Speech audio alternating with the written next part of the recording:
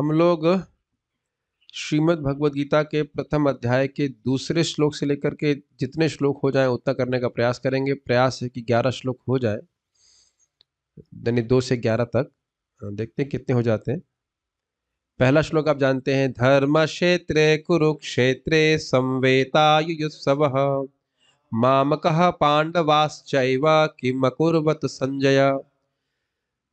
धृतराष्ट्र ने कहा, धर्म क्षेत्रे कुरुक्षेत्र, धर्म क्षेत्र में और कुरुक्षेत्र में, धर्म क्षेत्रे कुरुक्षेत्रे संवेतः युत्सवा, युद्ध की इच्छा से सब लोग जो इकट्ठे हुए, मामकः पांडवश्च, मेरे पुत्र और पांडवों के पुत्रों ने, किम अकुर्वत संजय, और क्या किया। ये प्रश्न बड़ा अजीब सा है क्योंकि भाई जब युद्ध की इच्छा से इकट्ठे हुए तो युद्ध ही किया होगा, लेकिन जानते थे कि कुरुक्षेत्र के प्रभाव से ऐसा हो सकता था कि उनकी बुद्धि धर्म में लग जाती।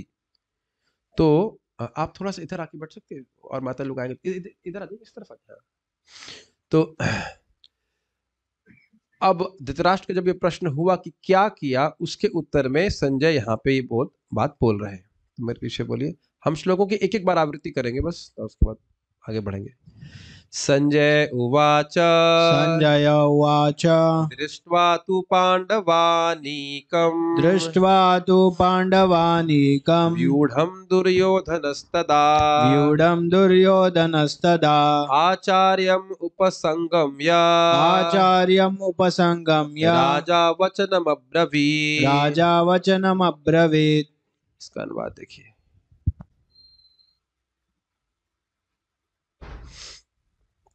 संजय ने कहा, हे राजन, पांडु पुत्रों द्वारा सेना की व्यूह रचना देखकर राजा दुर्योधन अपने गुरु के पास गया और उसने ये शब्द कहे।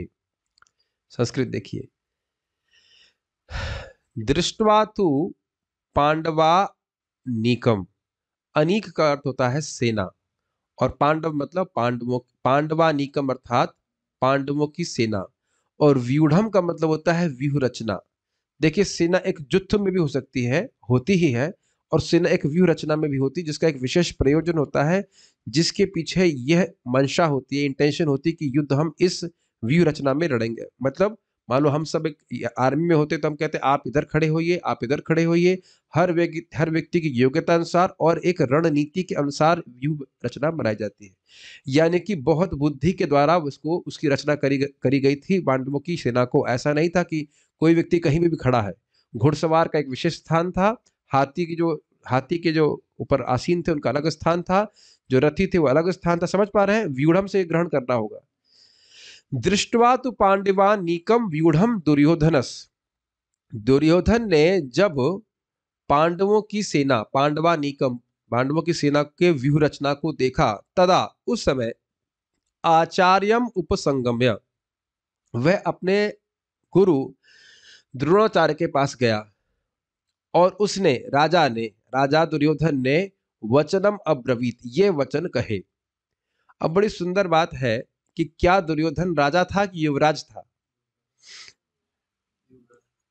युवराज था, राजा थे धृतराष्ट्र, और राजा को ही बात कही जा रही। संजय, राजा धृतराष्ट्र ही बोल रहे हैं, अभी भी राजा धृतराष्ट्र ही है।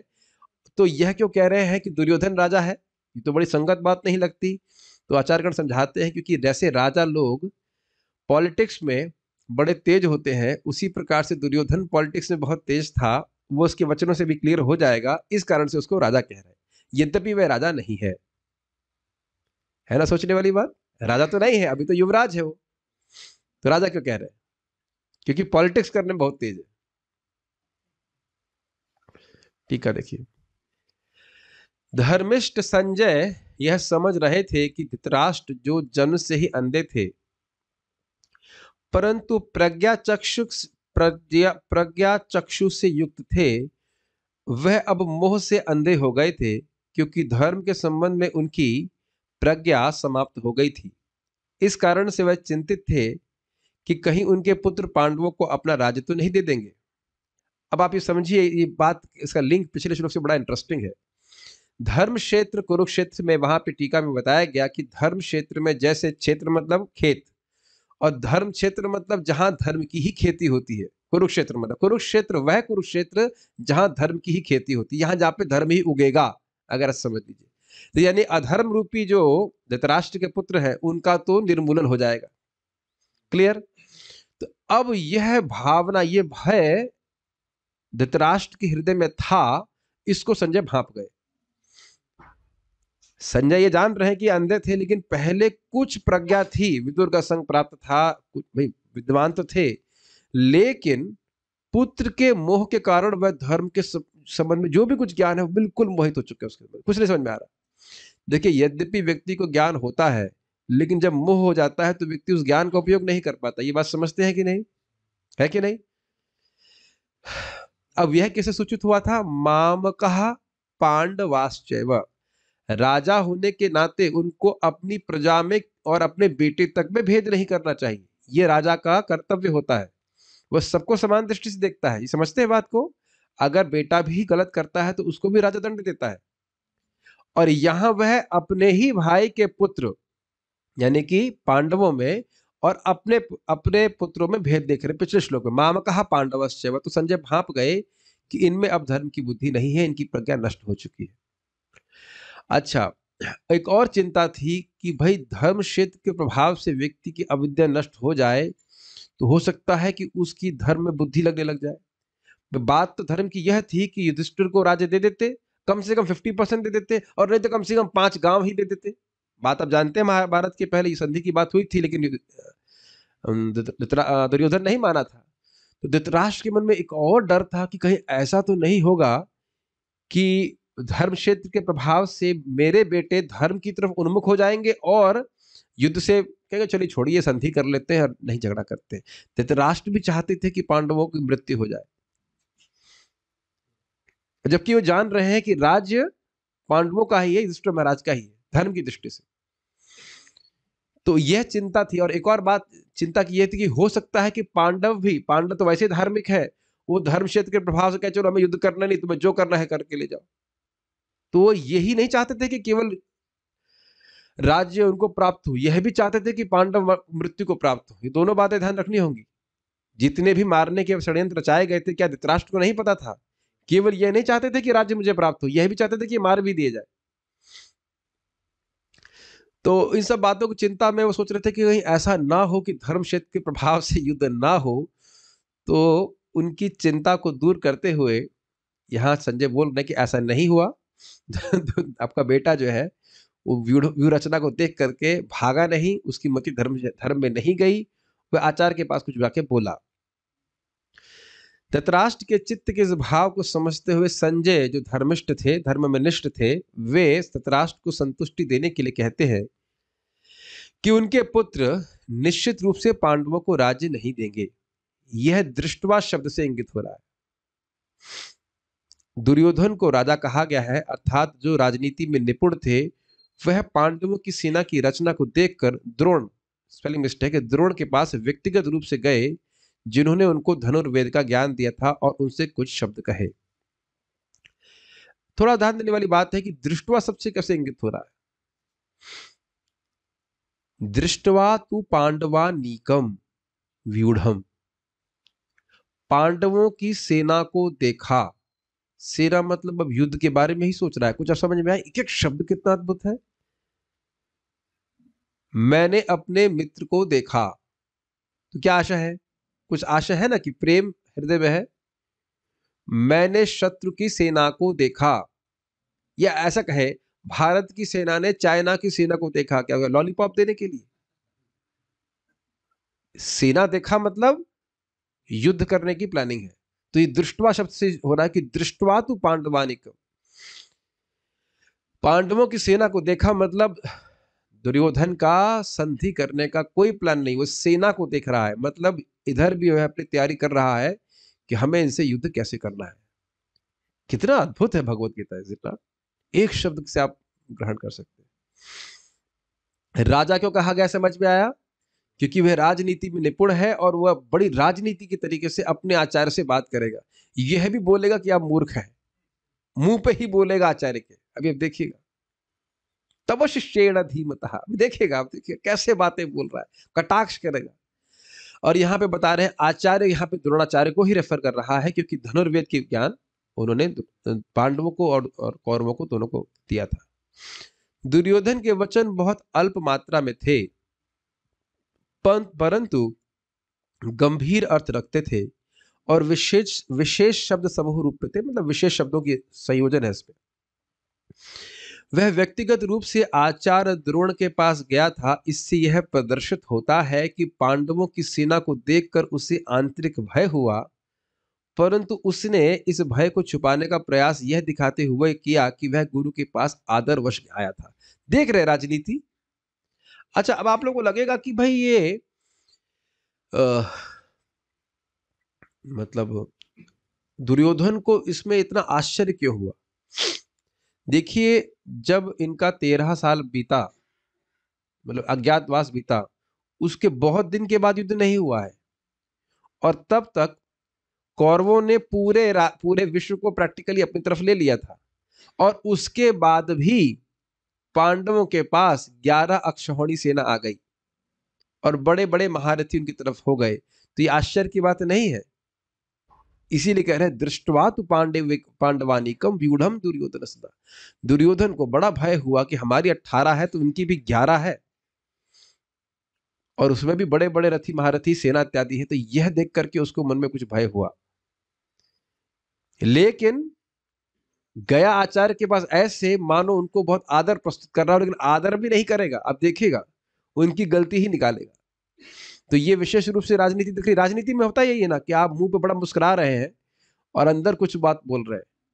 यही तो राजनीति का कुटिलता बोलते हैं, कुटिल शास्त्र बोलते हैं, कौटिल्य शास्त्र बोलते हैं, कूटनीति। कि आप हम बहुत, जैसे आप सुन ही चुके हैं, हिंदी चीनी भाई भाई, उसके बाद पीछे से कर दी लड़ाई, है कि नहीं। इस प्रकार की नीति लोग करते हैं। तो यहाँ पे आपको दिखाई पड़ रहा है भय छुपाने के लिए प्रयास कर रहा है, और गुरु के पास ऐसा लग रहा है कि आदरवश किया, लेकिन आदर नहीं है। इसलिए इस राजा शब्द से उसका राजनीति में नैपुण्य इंगित हो रहा है। समझ में आ गया यहां तक की बात है। परपट बशिल प्रभुपाद। धृतराष्ट्र जन्म से अंधा था, दुर्भाग्यवश वह आध्यात्मिक दृष्टि से भी वंचित था। क्यों वंचित था? देखिए, वह यह भी जानता था कि उसी के समान उसके पुत्र भी धर्म के मामले में अंधे हैं, और उसे विश्वास था कि वे पांडवों के साथ कभी भी समझौता नहीं कर पाएंगे, क्योंकि पांचों पांडव जन्म से ही पवित्र थे। फिर भी उसे तीर्थता के प्रभाव के विषय में संदेह था।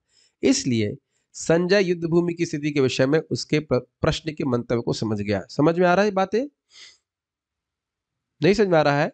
धर्म क्षेत्र के प्रभाव से कहीं लोगों, मेरे पुत्रों की, मेरे लायक नालायक बच्चों की बुद्धि लायक तो नहीं हो जाएगी, कहीं वो लोग धर्म में तो प्रवृत्त नहीं हो जाएंगे। ये घबराहट हो रही थी। ये भी अच्छी घबराहट है ना। कहीं बच्चे हमारे भक्ति तो नहीं करने लग जाएंगे, कहीं इस्कॉन तो नहीं ज्वाइन करने लग जाएंगे। अच्छा, तो एक बात हम बता रहे थे कि आध्यात्मिक दृष्टि से वंचित क्यों था, आप समझ में पा रहे हैं। राजा होने के नाते उसको धर्म का आचरण करना चाहिए, धर्म के अनुसार राज्य देना चाहिए था, लेकिन वह नहीं कर रहा था। तो यह है उनकी आध्यात्मिक दृष्टि से वंचित हो गए थे। कितना अद्भुत है कि साक्षात यमराज के अवतार यानी विदुर जी उनको एडवाइस दे रहे हैं, वसु के अवतार भीष्मदेव एडवाइस दे रहे हैं, उनको विवेक नहीं हो रहा है। एक भक्त मुझे बोल रहे थे कि लोगों को मैसेज कीजिए कि वो साधना करें, स्टूडेंट्स हैं। हमने कहा भाई, अब जिसका खुद का ही विवेक नहीं है, उसके लिए कब तक लाइटर जलाएंगे। लाइटर देखे ना, एक बार, दो बार, तीन बार बोल सकते हैं। अब ऐसा तो नहीं कि रोज मंगल आरती पहले हल्ला करे, भाई आओ आओ आओ। सहायता की जा सकती है, लेकिन अपने भी कुछ मतलब संकल्प होना चाहिए। जैसे अजामिल की सहायता की थी, उस वक्त कहता सोहम वह शाव यातयिष्यामि, मैं बहुत बड़ा यत्न करूंगा भगवान की प्राप्ति करने के लिए।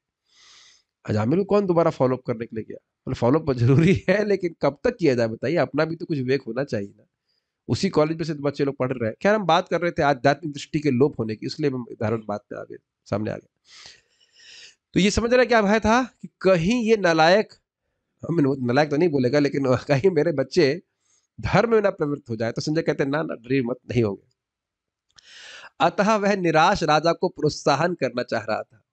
उस निराश, ये बड़ा हंसी वाली बात है ना। आजकल भी लोग जब बच्चों को देखते हैं भक्ति करते हुए तो बहुत निराश हो जाते हैं कि हमने क्या क्या सपने लगाए थे, तुम ये बनोगे, तुम वो बनोगे, और तुम अब डिवोटी बन गए। कैसे देखो लोगों की वैल्यूज कितनी चेंज हो गई। नहीं आओ, बात आ रही तो याद आ रहा है। उसने उसे विश्वास दिलाया कि उसके पुत्र पवित्र स्थान के प्रभाव में आकर किसी प्रकार का समझौता करने नहीं जा रहे। तो एक भक्त बोल रहे थे कि अरे भाई, वृंदावन में आते हैं लोग और फिर भी लोग गलत कार्य करते हैं। हाँ, धाम का प्रभाव है, हो लोगों की मति भी चेंज हो जाती है, लेकिन कुछ लोग ज्यादा ही रगड़ हैं, तो उनको ठीक होने में थोड़ा अधिक समय लगेगा।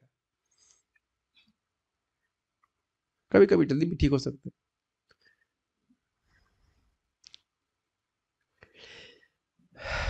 कितना आश्चर्य की बात है, कुरुक्षेत्र देव यजन, देवताओं के यज्ञ करने का स्थान था, और वहां पे देखिए कितना अधर्म की बुद्धि लेकर के लोग युद्ध करने के गए।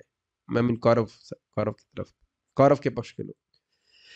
उसने राजा को बताया कि उसका पुत्र दुर्योधन पांडवों की सेना को देखकर तुरंत अपने सेनापति द्रोणाचार्य को वास्तविक स्थिति से अवगत कराने गया। यद्यपि दुर्योधन को राजा कहकर संबोधित किया गया है, तो भी स्थिति की गंभीरता के कारण उसे सेनापति के पास जाना पड़ा। क्या स्थिति की गंभीरता थी बताइए? पांडवानीकम व्यूढ़म, पांडवों ने बहुत बड़ी सेना इकट्ठी कर ली है, और वह भी यहां तहां नहीं खड़ी हुई है, बड़े ही सुंदर व्यूह रचना में है, अर्थात उनका सेनापति बड़ा बुद्धिमान है। उसी को भी इंगित भी करेंगे धृष्टद्युम्न। बहुत सारी बातें ऐसे फंसी हुई हैं, अभी हम क्लियर आगे करेंगे इसको। अतएव दुर्योधन राजनीतिज्ञ बनने के लिए सर्वथा उपयुक्त था, किंतु जब उसने पांडवों की व्यूह रचना देखी तो उसका यह कूटनीतिक व्यवहार उसके भय को छिपा ना पाया। क्यों क्यों भय सूचित हो रहा है, जरा बताइए? अरे भाई, भय है तभी तो आचार्य के पास कंसल्टेशन के लिए गया ना। अब वो उसमें क्या कहता है देखिए आगे श्लोक में, और अधिक व्याख्या की आवश्यकता नहीं है, मैं समझना आप लोग समझ गए होंगे। अगला श्लोक देखते हैं। पश्यतां पाण्डुपुत्राणाम् पश्यतां पाण्डुपुत्राणाम् आचार्य महतीं चमूम् आचार्य महतीं चमूम् व्यूढां द्रुपदपुत्रेण व्यूढां द्रुपदपुत्रेण तव शिष्येण धीमता। तव शिष्येण धीमता। तो दबा करके जरूर बोल रहा होगा ये। पश्य एताम, देखो, पश्यताम, देखो, पश्य, देखिए, देखिए लग रहा है जैसे द्रोणाचार्य को दिखाई नहीं पड़ रहा था। कहने का ये तो ताशे करे भाई, आंख को दिख रहा है, आपको दिखाई पड़ रहा है, इस तरह से। पश्य एताम, देखो भाई इनको। पांडु पुत्राणाम, पांडु के पुत्र को, बड़े प्रिय थे ना आपको, ये बहुत प्रिय थे ना, देखो कैसे खड़े हैं अपनी सेना लेकर के आपके सामने। आचार्य, आचार्य मतलब द्रोणाचार्य। महतीम चमू, महती चमू मतलब सेना, और महती मतलब बड़ी सेना। तो यानी कि यहाँ पे आचार्य को उकसा रहा है, आपके कोई शौर्य को गिर नहीं रहा है, आपके सामने सेना लेके खड़े हैं। कुछ ऐसा समझ रहे हैं? कितने पश्यताम पांडु पुत्राणाम, इन्हीं से बड़ा प्रेम किए थे ना आप, इसी अर्जुन को आशीर्वाद दिए थे ना सबसे बड़ा धनुर्धर बनने के लिए। देखो ये सेना लेके खड़ा है तुम्हारे सामने, इस तरह से। उसके बाद कह रहे हैं पांडुपुत्र नाम बोल रहे हैं, इन्हीं को सिखाए हो आप। उसके बाद कह रहे हैं व्यूढ़ाम द्रुपद पुत्रेणाम, व्यूढ़ाम मतलब व्यूह रचना, और किसने की है ये? द्रुपद पुत्रेणा, द्रुपद के पुत्र के द्वारा। याद है द्रुपद के पुत्र कौन है? द्रुपद ने, आपको पता होगा कि द्रुपद को हराया गया था गुरु दक्षिणा के रूप में पांडवों के द्वारा। जब इन लोगों की धनुर्विद्या की शिक्षा पूर्ण हो गई थी, कौरवों की और पांडवों की, तो उन्हें पूछा गुरु महाराज द्रोणाचार्य को, हम आपको क्या गुरु दक्षिणा दे? तो उन्होंने कहा कि द्रुपद को हरा के लेके आओ।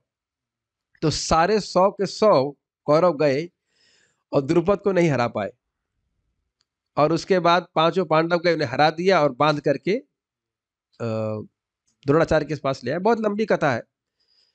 फिर द्रोणाचार्य कहते हैं अब तुम कह रहे थे ना कि मित्रता बराबर वालों के बारे में होती है, तो ठीक है, तुमको आधा राज्य मैं दे देता हूं, तुम्हारा आधा राज्य मैं ले लेता हूं। इस प्रकार से हुआ था। तो द्रुपद को बहुत क्रोध आया था। तो बाद में द्रुपद एक यज्ञ करते हैं जिसके द्वारा द्रौपदी और धृष्टद्युम्न का जन्म होता है।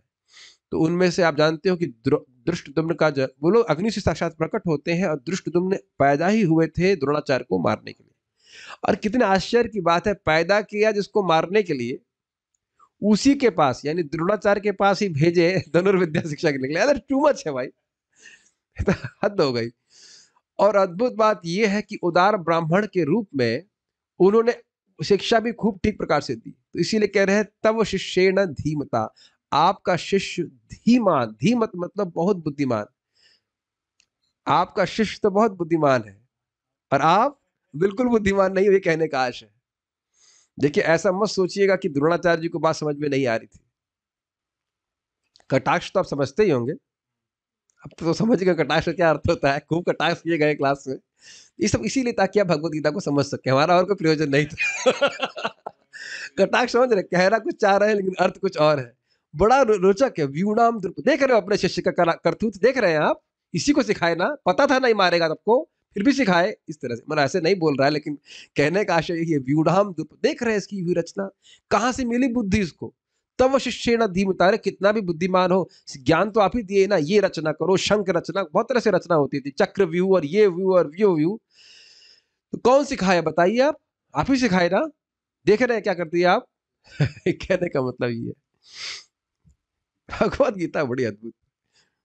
हे आचार्य, पांडु पुत्रों की विशाल सेना को देखें, जिसे आपके बुद्धिमान शिष्य द्रुपद के पुत्र ने इतने कौशल से व्यवस्थित किया है। ये बात देख रहे हैं कि सीधा आरोप द्रोणाचार्य के ऊपर हो रहा है कि हमारे सामने ये जो कठिनाई उपस्थित हो रही है वो आपकी गलती की वजह से हुई। उसी समय आप अगर धृष्टद्युम्न को त्याग देते कि हम इसको नहीं स्वीकार करेंगे, तो हमें मारने के लिए पैदा हुआ है, तो ये आज समस्या ही समाप्त खड़ी नहीं होती। कई बार सामान्य भाषा में ऐसा होता है ना, अरे उसी दिन ये बात आप सोच लिए होते तो आज समस्या होती ही नहीं, कहता है कि नहीं। कई बार लोग इस प्रकार से बोलते हैं, एज इफ उनको सब कुछ फ्यूचर पता ही रहता है। ऐसा ना, फ्यूचर पता होने के बाद भी कहाँ डिसीजन ले पाते हैं बताइए लोग। यही जब को पता हो, दुर्योधन पैदा हुआ था तो गधा रेखने की ऐसी आवाज कर रहा था और बोले गए थे इस एक दुर्योधन को त्याग दीजिए, इस एक बच्चे को त्याग दीजिए, पूरा स्कूल बच जाएगा, उसको नहीं त्याग पाए। खैर जो भी है, तो ये समझ में आ रहा है किस प्रकार राजनीति से अपने आचार्य, अपने गुरु के ही से बात कर रहा। कभी पांडवों ने ऐसे द्रोणाचार्य से बात नहीं करी, कोई हिस्ट्री नहीं, कोई प्रमाण नहीं। दोनों में अंतर देख रहे हैं कितना, क्या ये वाकई आदर है? नहीं है। क्या द्रोणाचार्य नहीं देख रहे हैं? देख रहे हैं। ये बोलने का क्या मतलब हुआ कि पश्येताम एताम, देखो ये देखिए इसको, ठीक है।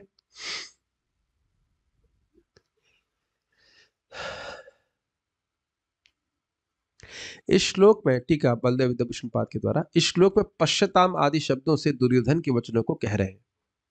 कौन कह रहे हैं? संजय कह रहे हैं, बोल रहे हैं दुर्योधन, उनके शब्दों को संजय बोल रहे हैं। अपने प्रिय शिष्य युधिष्ठिर आदि में अति स्नेह के कारण आचार्य शायद युद्ध ना करें, यह सोचते हुए उनमें कोप उत्पादन करने के लिए, कोप का मतलब होता है क्रोध, करने के लिए एताम शब्द के द्वारा वह कहना चाहते हैं कि पांडवों ने द्रोण की अवज्ञा करी है। उनकी सेना धृष्टता के साथ बहुत निकट आ चुकी है और आपके अतिशूरत्व और आचार्यत्व के प्रति उनकी कोई सम्मान भावना नहीं है। यह देखते हुए अर्थात दृष्टवा आपको इनकी अवज्ञता को समझना चाहिए। देखिए इसको समझने का प्रयास कीजिए। यहां कह रहे हैं पश्य एताम। अब आप देखिए, मैं कहूं कि भाई उस दरवाजे को देखिए या तुलसी को देखिए, तो वस्तु आपके दृष्टि के सामने होनी चाहिए, दृष्टिगोचर होनी चाहिए। ये समझ रहे हैं? तो पश्यताम शब्द का क्या आशय हुआ कि द्रोणाचार्य आपको ठीक ठीक दिख रहा है ना, एकदम पास से दिख रहा है ना, यही पांडुपुत्र है ना जिनको आपने बड़े मनोयोग से धनुर्विद्या सिखाई, और अब देखिए आपकी कितनी अवज्ञा कर रहे हैं। आपसे ही युद्ध करने के लिए, आपसे ही युद्ध करने के लिए देखिए कितनी बड़ी सेना लेकर के इकट्ठे हो गए, और आपकी ही शुद्ध कौशल जो आपने सिखाया उसका उपयोग आपके ऊपर ही कर रहे हैं।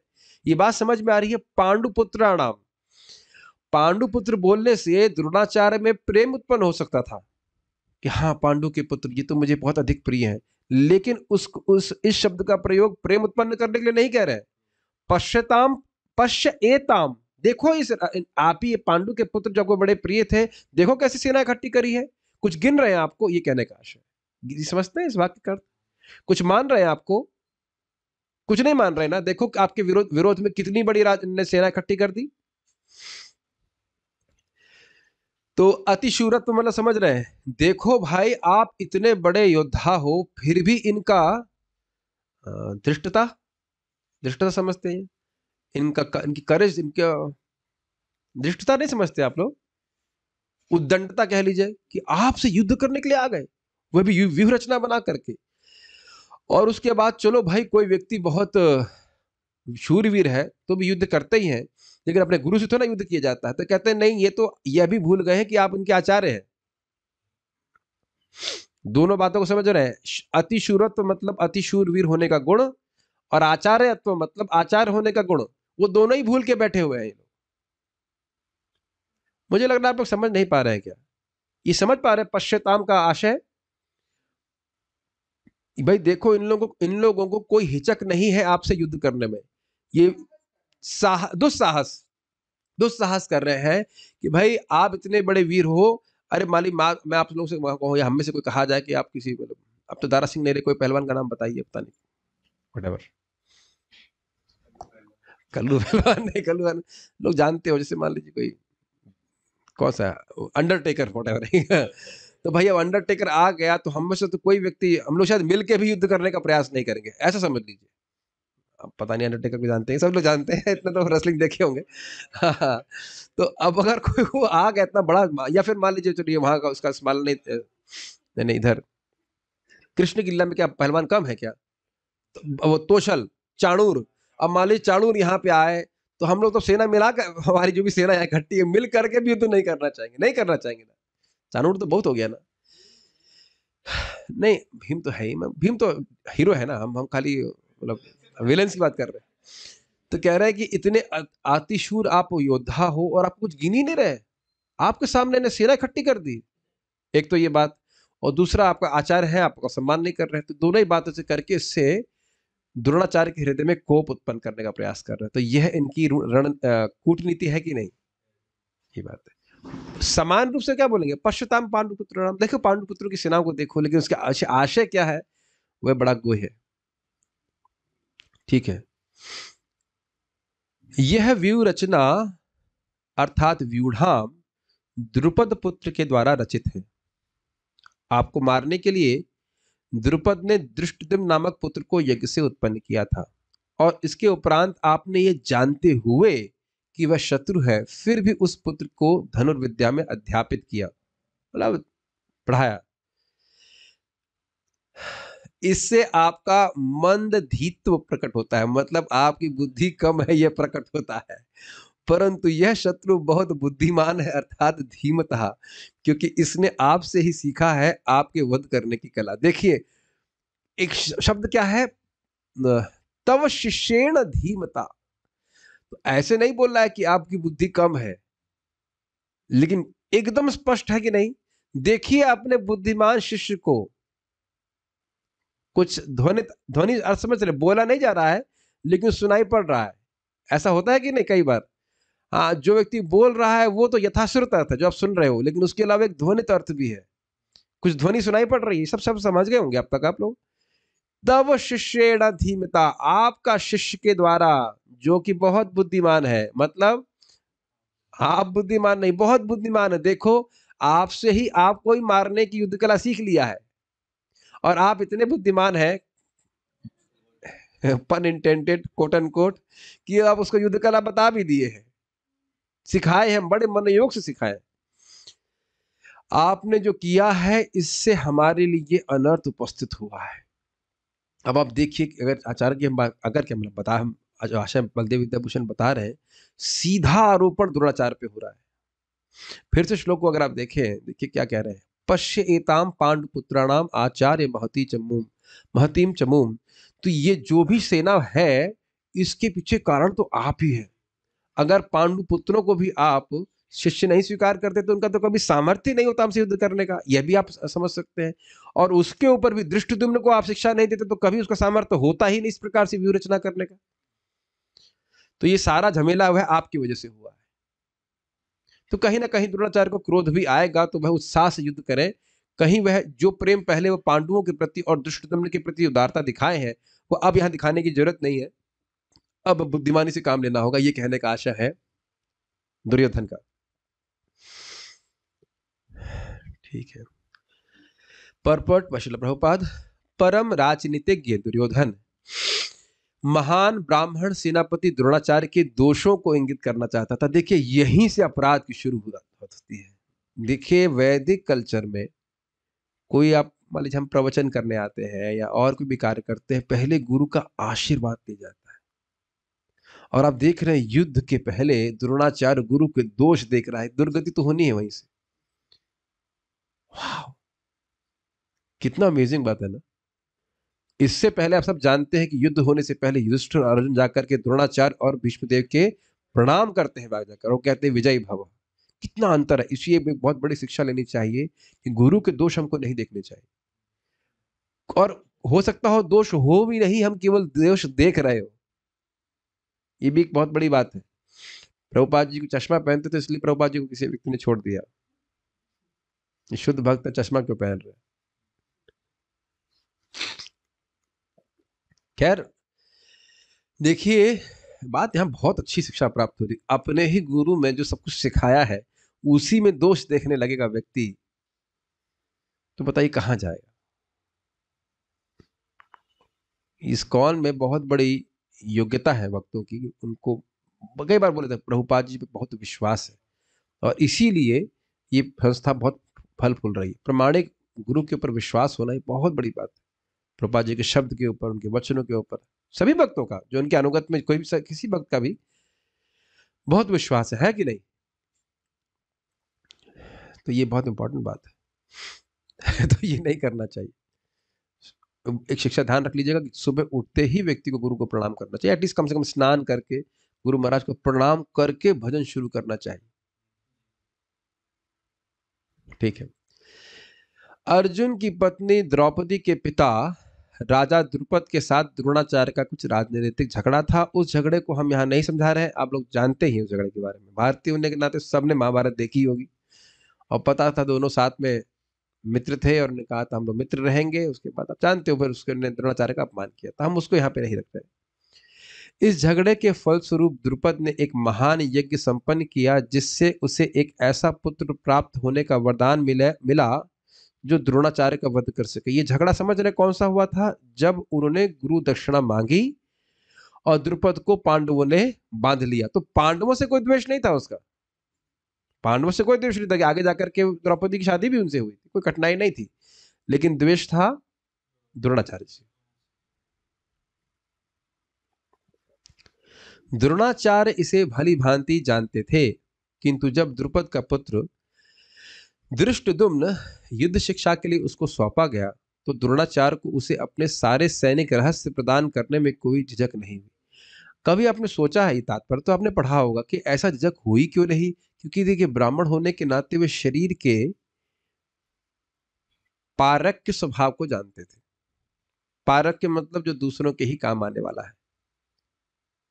समझ रहे हैं भाई? जीते मरने के बाद क्या किसके काम आएगा? तो अग्नि में झोंक दिया जाएगा या फिर कब्र में डाल देंगे तो कीड़े खा जाएंगे, और अगर जहीं लाश को फेंक दिया गया तो कुत्ते इत्यादि खा लेंगे, या फिर कछुए खा लेते हैं अगर नदी में फेंक देते हैं।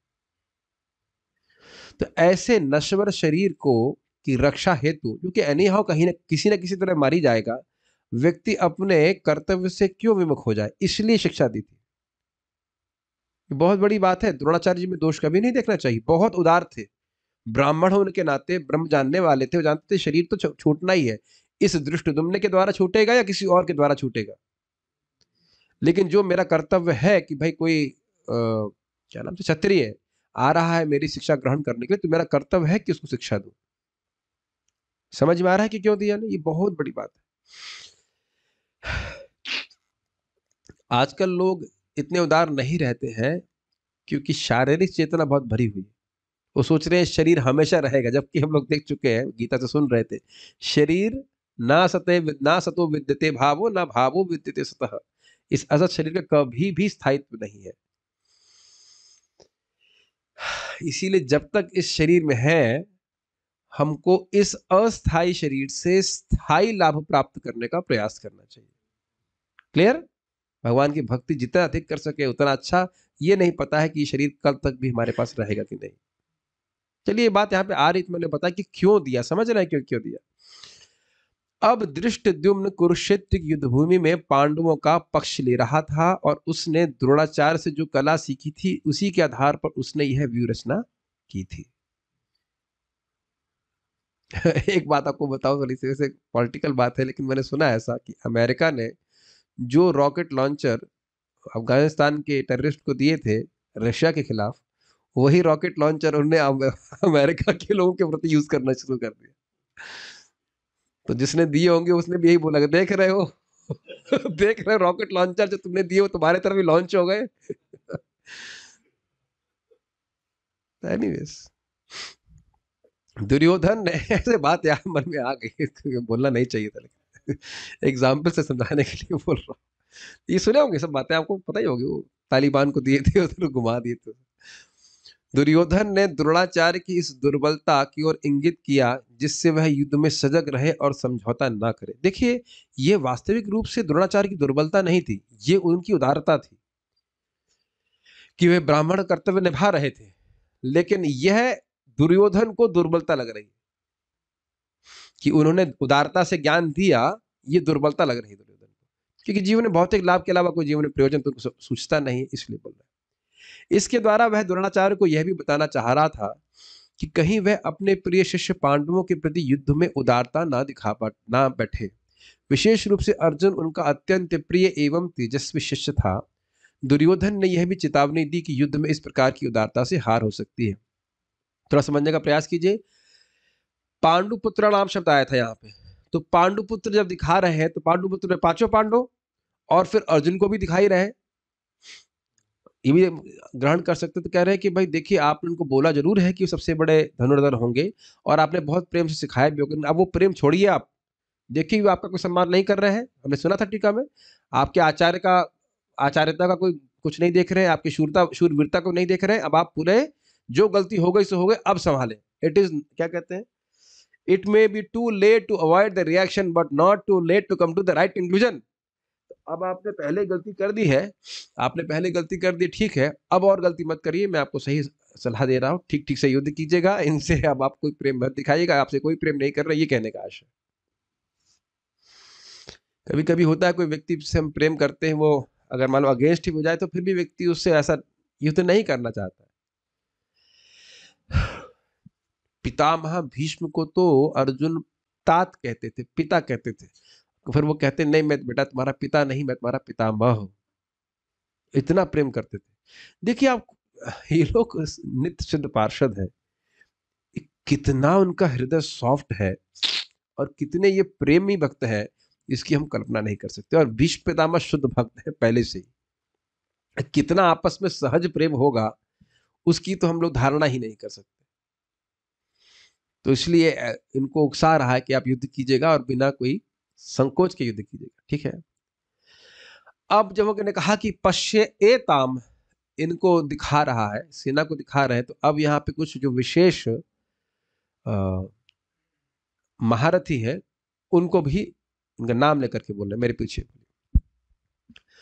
अत्र शूरा महेश्वासा, अत्र शूरा महेश्वासा, अच्छा, भीमार्जुन समायुधि, भीमार्जुन समायुधि, युधानो विराटश्च, युयुधानो विराटश्च, द्रुपदश्च महारथः, द्रुपदश्च महारथः। अच्छा, एक बात बताना भूल गया, लिंक ये हो सकता है कि मानो द्रोणाचार्य कहें कि भाई ये सेना कोई बहुत विशेष थोड़ी ना है, तो कहते नहीं नहीं नहीं नहीं नहीं नहीं नहीं, सेना तो जो है सो है, लेकिन इसमें बहुत बड़े बड़े महारथी, उसलिए नाम गिरा रहे, ठीक है। अत्र, अत्र मतलब यहाँ, शूरा मतलब शूरवीर है। कैसे शूरवीर है, महा इशु आसा, इशु का मतलब होता है बाण, तो महा इशु आसा मतलब महान धनुर्धर। और कैसे धनुर्धर है, भीम अर्जुन समायुधि, जो भीम और अर्जुन के समान युद्ध करने में दक्ष है, युद्ध और बाण चलाने में भी दक्ष है। क्या नाम है, युधान, युधान उसका नाम था। विराटश्च, विराट मतलब विराट नरेश का राजा हुआ। द्रुपदश्च महारथा, महारथ है, इस प्रकार से महारथ होता है जो बहुत सारे लोगों से युद्ध कर सके। कितने रथियों से युद्ध कर सकता है उसके वर्णन अभी टीका में किया जाएगा। इस सेना में भीम तथा अर्जुन के समान युद्ध करने वाले अनेक वीर धनुर्धर हैं, यथा महारथी युधान, विराट तथा द्रुपद। ठीक है, आगे और नाम गिना रहे हैं। मतलब केवल ऐसा नहीं कि सैनिकों से भय हमको लग रहा है, इसमें बहुत सारे लोग हैं जो बड़े शक्तिशाली हैं। दृष्टकेतुश्च कीतानः, दृष्टकेतुश्चेकितानः, काशीराजश्च वीर्यवान्, काशीराजश्च वीर्यवान्, पुरजित् कुन्तिभोजश्च, पुरुजित् कुन्तिभोजश्च, शैब्यश्च नरपुंगवः, शैब्यश्च नरपुंगवः। अलग ये सब नाम रखे गए हैं। इनके साथ ही दृष्टकेतु, चेकितान, पुरजित, कुंतीभोज तथा शैब्य जैसे महान शक्तिशाली योद्धा भी है। नरपुंगवा का अर्थ होता है महान समाज, मानव समाज में सर्वश्रेष्ठ। यहाँ प्रपात बोले गए हैं। ये सब अलग अलग योद्धाओं के नाम हैं। ये किसकी तरफ है? पांडवों की तरफ। और यहाँ पे एक और शब्द यहाँ पे बोला गया है वीरवान, अर्थात बहुत शक्तिशाली। इनके बारे में डिटेल मुझे नहीं पता है, इतना बस समझना चाहिए यहाँ पे कि वह बहुत शक्तिशाली योद्धा थे। युधामन्युश्च विक्रांत, युधामन्युश्च विक्रांत, उत्तमौजाश्च वीर्यवान्, उत्तमौजाश्च वीर्यवान्, सौभद्रो द्रौपदेयाश्च, सौभद्रो द्रौपदेयाश्च, सर्व एव महारथाः, सर्व एव महारथः। वैसे देखिए एक एक की शक्ल देख के सभी के लिए क्या बोल रहा है? महारथी महारथी। तो उसकी हालत खराब हो रही है।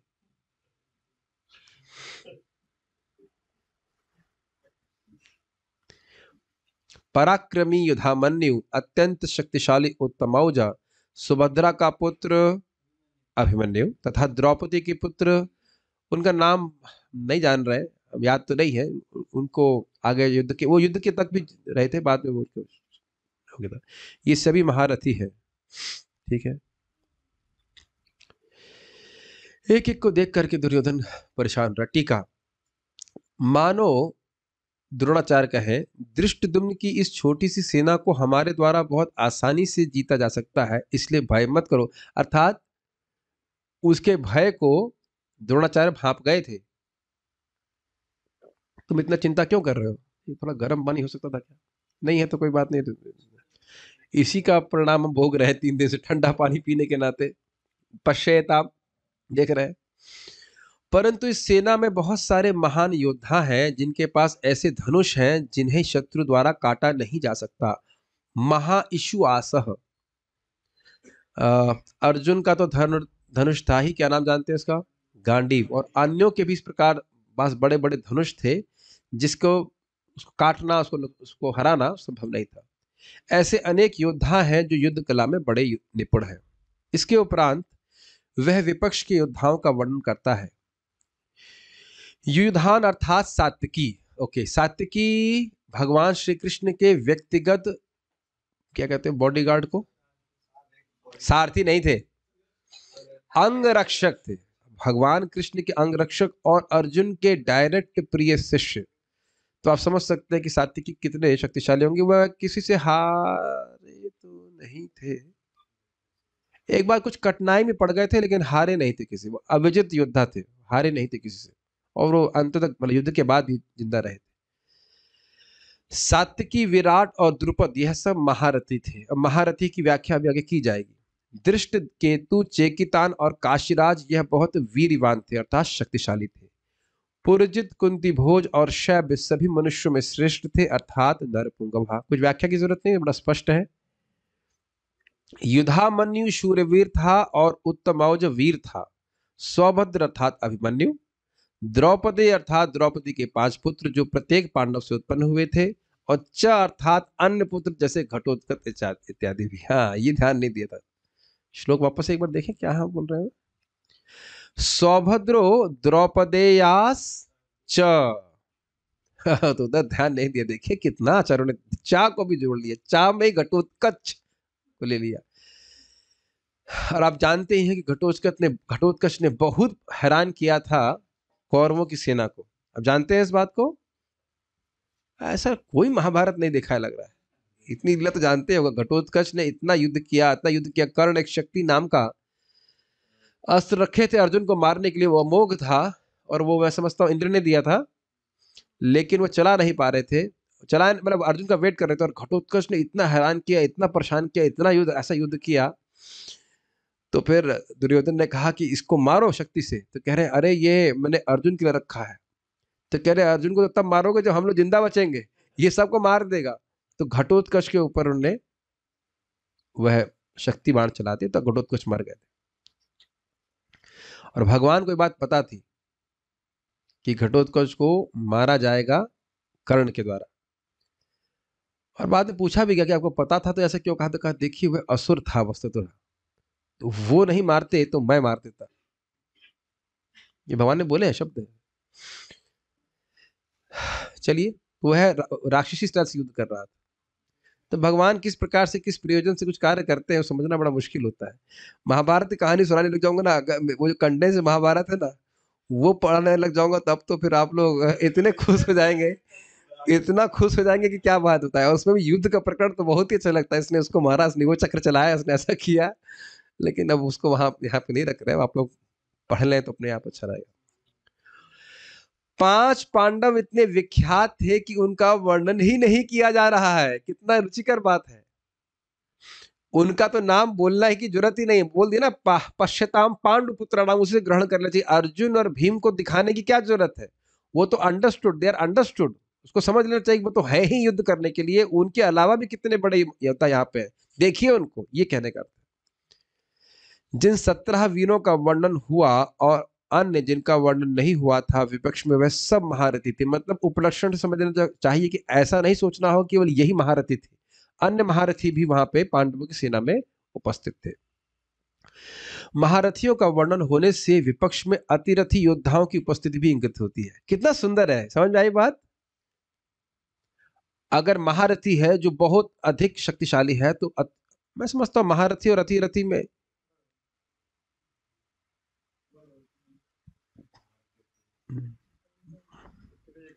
नहीं, यहां बोल रहे हैं कि अतिरथी जो है वह है, अच्छा बोल रहे हैं महारथी 10,000 धनुर्धारियों से युद्ध कर सकता है और अतिरथी अकेले असंख्य सैनिकों से युद्ध कर सकता है। तो ऐसा जो समझ में आ रहा है कि अतिरथी महारथी से कम है कि ज्यादा है, श्रेष्ठ होता जाता है, श्रेष्ठ बोला जाएगा। तो कह रहे हैं कि महारथी तो है ही, और इसका मतलब है कि अतिरथी भी यहाँ पे होंगे, ये ग्रहण कर लेना चाहिए। कितना सुंदर टीका, कुछ समझाने की जरूरत नहीं है, टीका बड़ी विलक्षण पढ़ने में।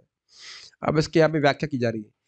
एकोदश सहस्राणि योधयेद यस्तु धन्विनाम शस्त्र शास्त्र प्रवीणश्च महारथ इति स्मृतः अमितान योधयेद यस्तु संप्रोक्तोऽथिरतस्तु सः रथी चैकिनयो युद्धे तन्यूनो अर्धरतः स्मृतः। ऐसा नहीं लग रहा कि महारथी जो है वो अतिरथी से अधिक होना चाहिए?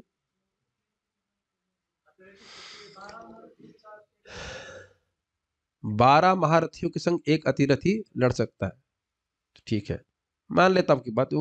ऐसा तो ऐसे लग रहा है एक महारथी अकेले ही 10,000 धनुर्धारियों से युद्ध कर सकता है। ये तो हमारे कल्पनातीत बात है, इसे पढ़ रहे हैं इसको बस। कोई एक रिवॉल्वर लेकर के आ जाएगा तो भी हमारी क्षमता नहीं युद्ध करने की। नकली वाले से भी डर जाएंगे। हाँ, ये भी सत्य बात। और वह शस्त्र और शास्त्र दोनों में ही निपुण होता है। एक अतिरथी अकेले ही असंख्य सैनिकों से युद्ध कर सकता है। एक रथी केवल एक योद्धा से युद्ध कर सकता है। जो ऐसा भी नहीं कर सकता वह अर्धरथी कहलाता है। ठीक है, तो उसमें समझाना कुछ नहीं, बस ये बोल रहे हैं कि अगर महारथी है तो अतिरथी भी वहां पे इसमें है।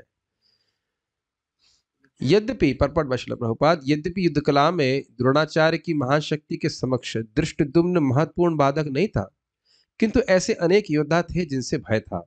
दुर्योधन इन्हें विजय पथ में अत्यंत बाधक बताता है, क्योंकि इनमें से प्रत्येक योद्धा भीम तथा अर्जुन के समान दुर्जय था। भीमार्जुना समायुधि, उसे भीम तथा अर्जुन के बल का ज्ञान था, इसलिए वह अन्यों की तुलना इन दोनों से करता है। बहुत स्पष्ट है, कुछ व्याख्या करने की जरूरत नहीं है। लेकिन एक बात जरूर है कि जितना भय उसको भीम और अर्जुन से था, उनसे तुलना कर करके अब एक एक व्यक्ति को देख रहा है तो उनसे भी भय का अनुभव कर रहा है। ये समझ रहे हैं इस बात को? भीमार्जुन समायुधि, भीम, और ये बोल रहा है मतलब ये एनालिसिस तो स्वयं ही कर रहा है ना। कि ये भीम और अर्जुन के समान है, ये सब जिन जिन का नाम रख रहा है। क्या आप बात समझ पा रहे हैं? तो दुर्योधन ही अंदर से, क्या कहते हैं उसको, एनालिसिस नहीं कह सकते हैं, आकलन आकलन कर रहा है सबके युद्ध कौशल का, विश्लेषण कर रहा है। आकलन शब्द आएगा, आंकना कहते हैं ना, आंक रहा है, और एक एक व्यक्ति को देख रहा है, अरे ये भी कहाँ भीम से कम है, अरे ये भी कहाँ अर्जुन से कम है। सात्यकी भी अर्जुन के समान ही युद्ध कौशल में थे। भाई भगवान का अंगरक्षक होना कोई सामान्य बात है क्या? कितना शक्तिशाली हो, कितना सेलेक्टेड। देखिए यहाँ पे भी प्राइम मिनिस्टर का जो अंगरक्षक होता है एकदम बेस्ट कमांडो होता होगा, हम एज्यूम कर सकते हैं, गलत तो नहीं बोल रहे हैं। तो भगवान का जो अंगरक्षक होगा वो कैसा कमांडो होगा, तो आप कल्पना कर नहीं सकते।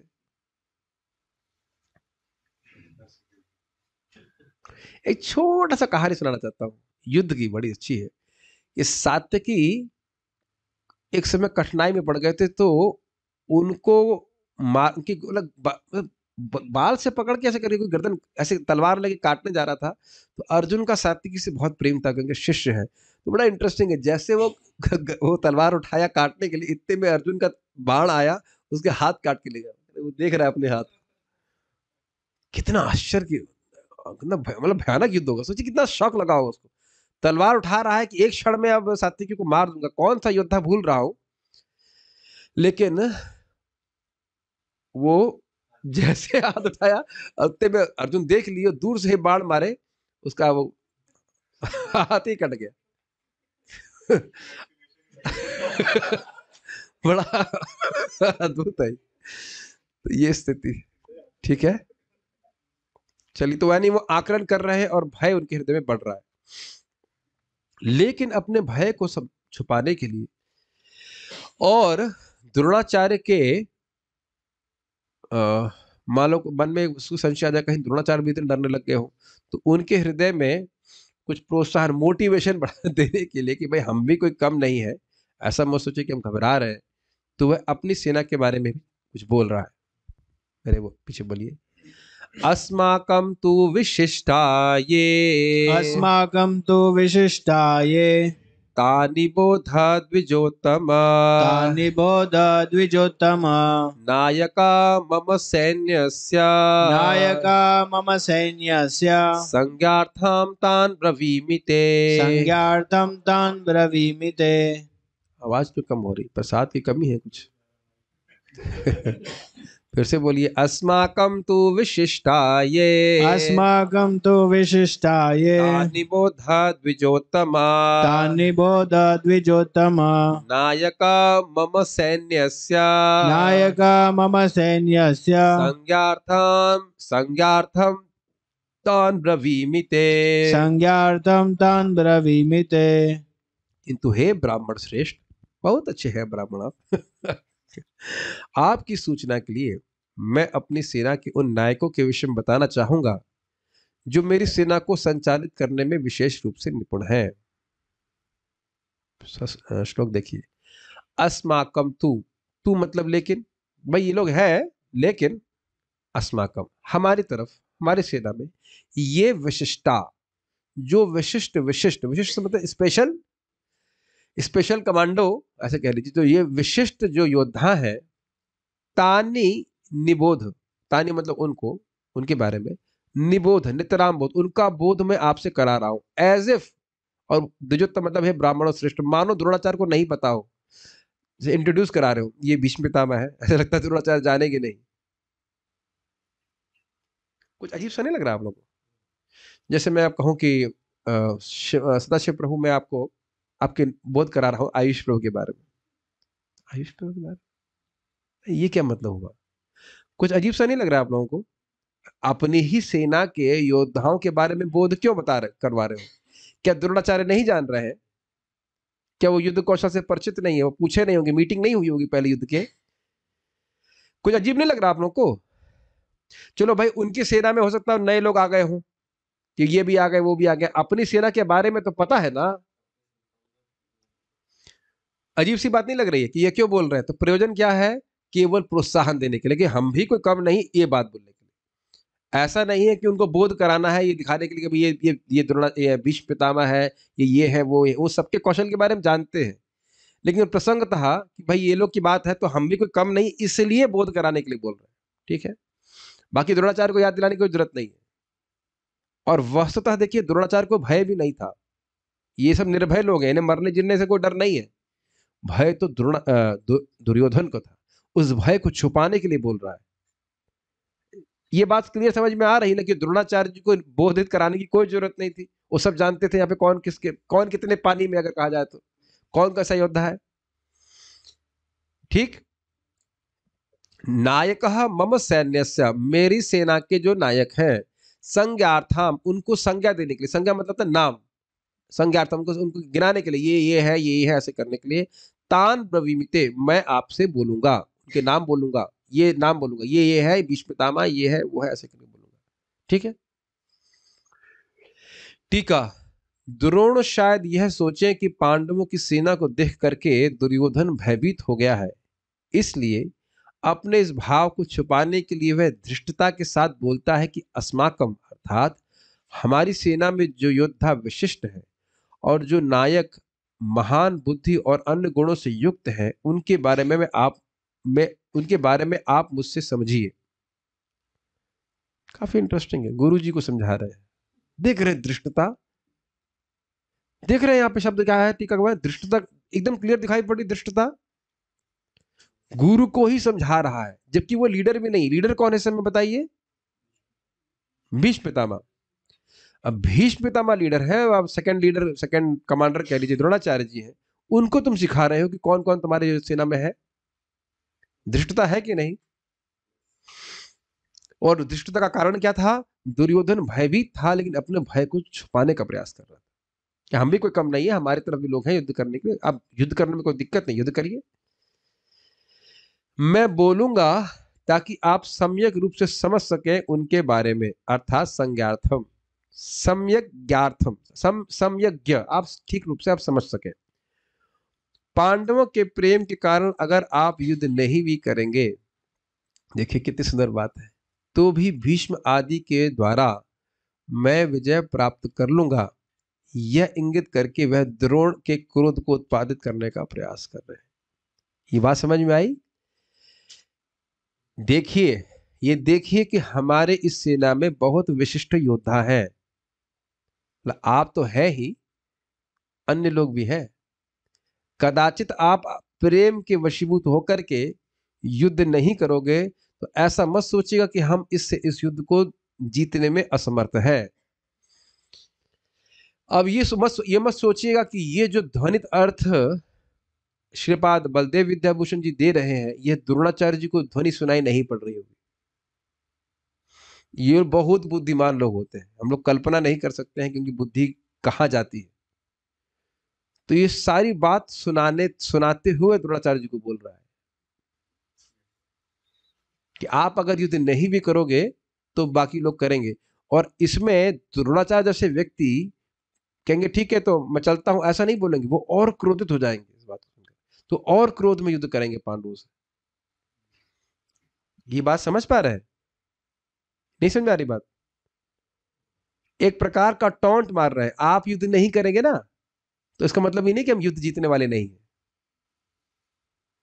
तो उससे, क्योंकि पहले ही प्लज ले चुके हैं, द्रोणाचार्य जी ने प्रतिज्ञा ले रखी है कि जो सिंहासन पे बैठेगा उसकी मैं रक्षा करूंगा, और उस पर टॉन्ट मारेंगे तो वह और युद्ध करेंगे। जैसे देखिए, जब युद्ध हो रहा था तब दुर्योधन ने टॉन्ट किया था किसके ऊपर? भीष्म पितामह के ऊपर, कि मैं आपके भरोसे युद्ध लड़ा, युद्ध स्वीकार किया, और आप युद्ध कर नहीं रहे हैं। जब अर्जुन सामने आता है तो बहुत ढीला लड़ते हैं।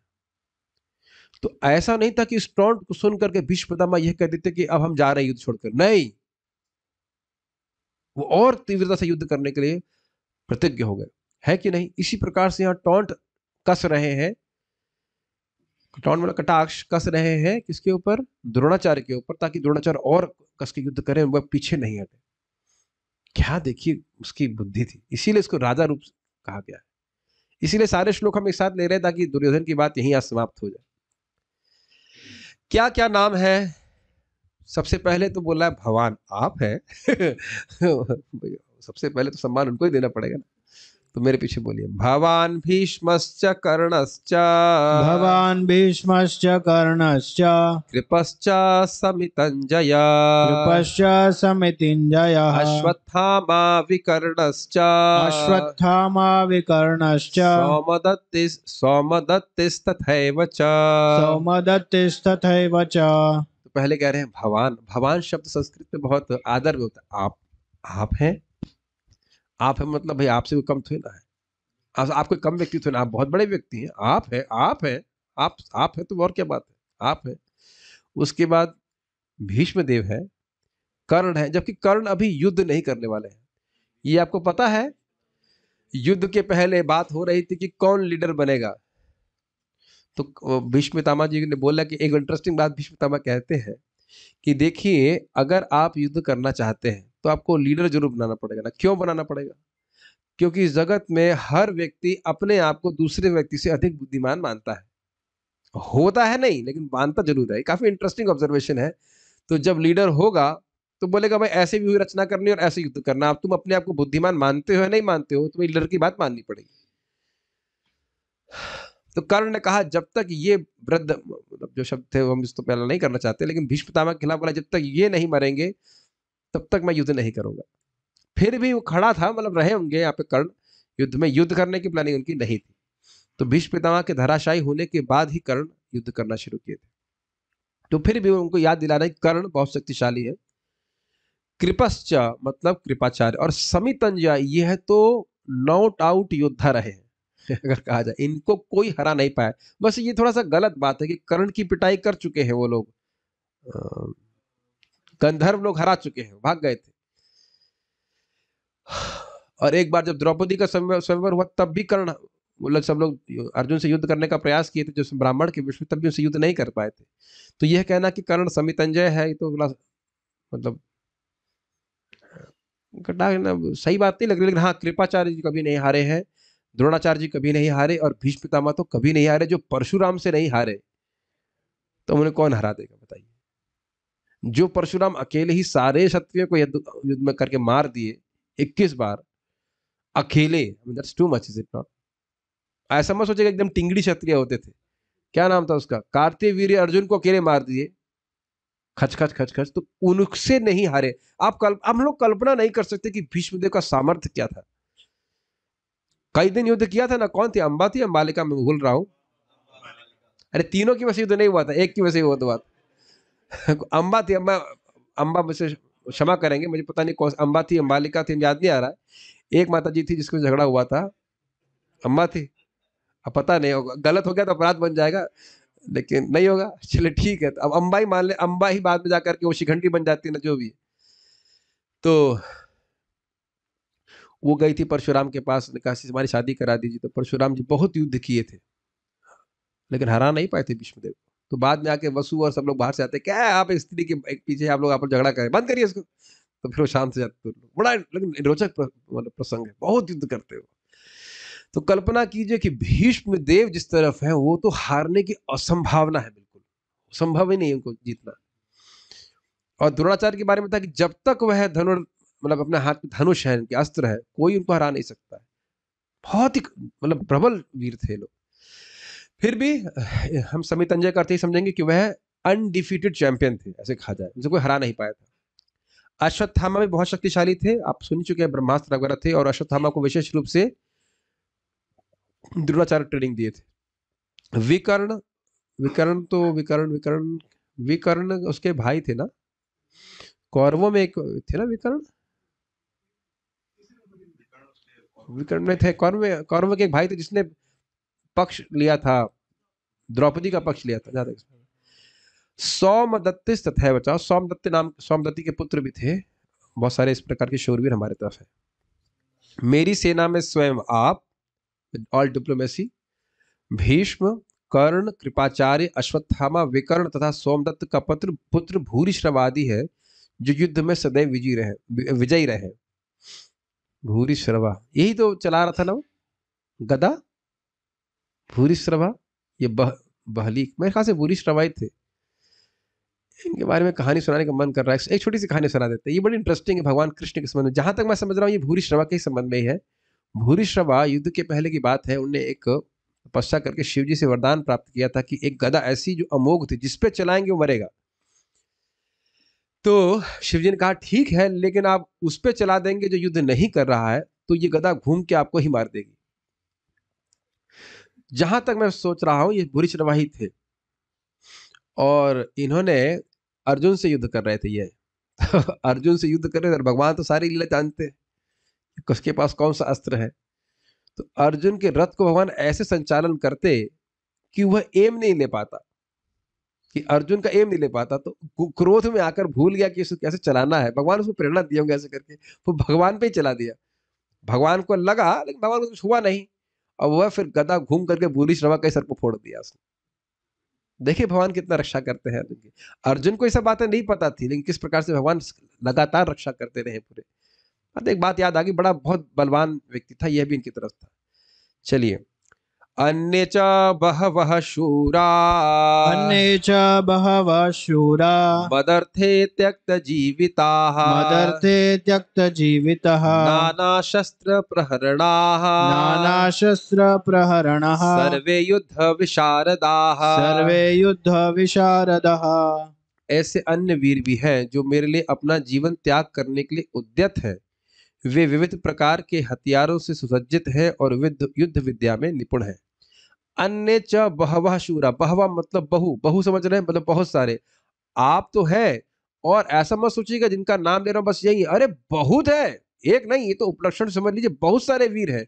शूरा, अरे शूरवीर हो सकता हो भाड़े के सैनिक हो, जब मरने का नौबत आ जाए तो छोड़ के भाग जाए तो कहते हैं ना मदर्थ त्यक्त जीवता, मेरे अर्थ के लिए, केवल मेरे प्रयोजन के लिए मरने के लिए तैयार है। कहने का अर्थ टीका बोला कि मरेंगे ही। सरस्वती जी दुर्योधन के मुख से बुलवा रही है कि मदर्थ त्यक्त जीवता, मतलब तैयार नहीं है, ये मरेंगे ही।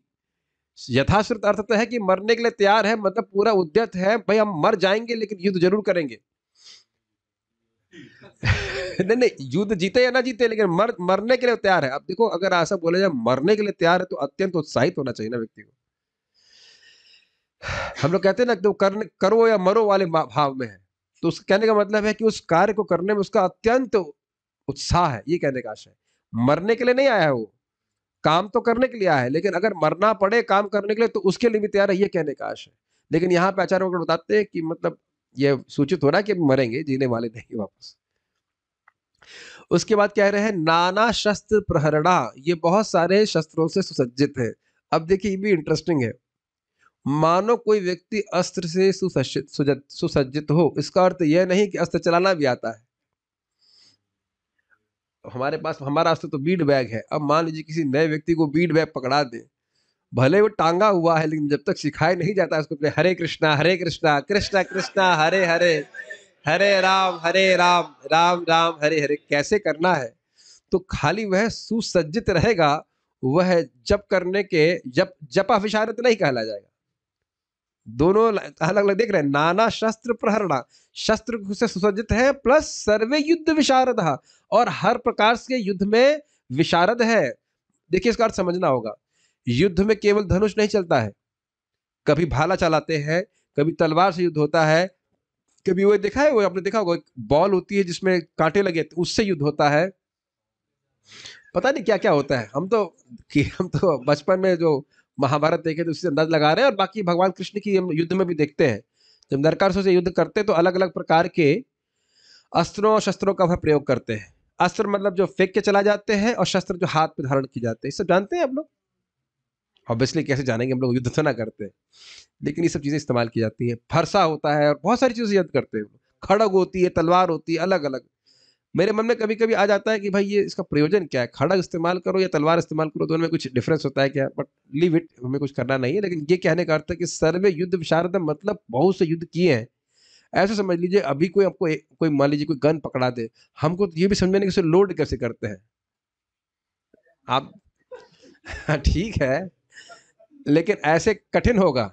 हम तो कभी गन को टच नहीं किए ना, गन का नाम भी पता नहीं। मानो गन लेके खड़े हो जाए, मुझे गन कौन सी है, इसमें लिखा तो नहीं, लेबल कुछ पता नहीं है कि नहीं।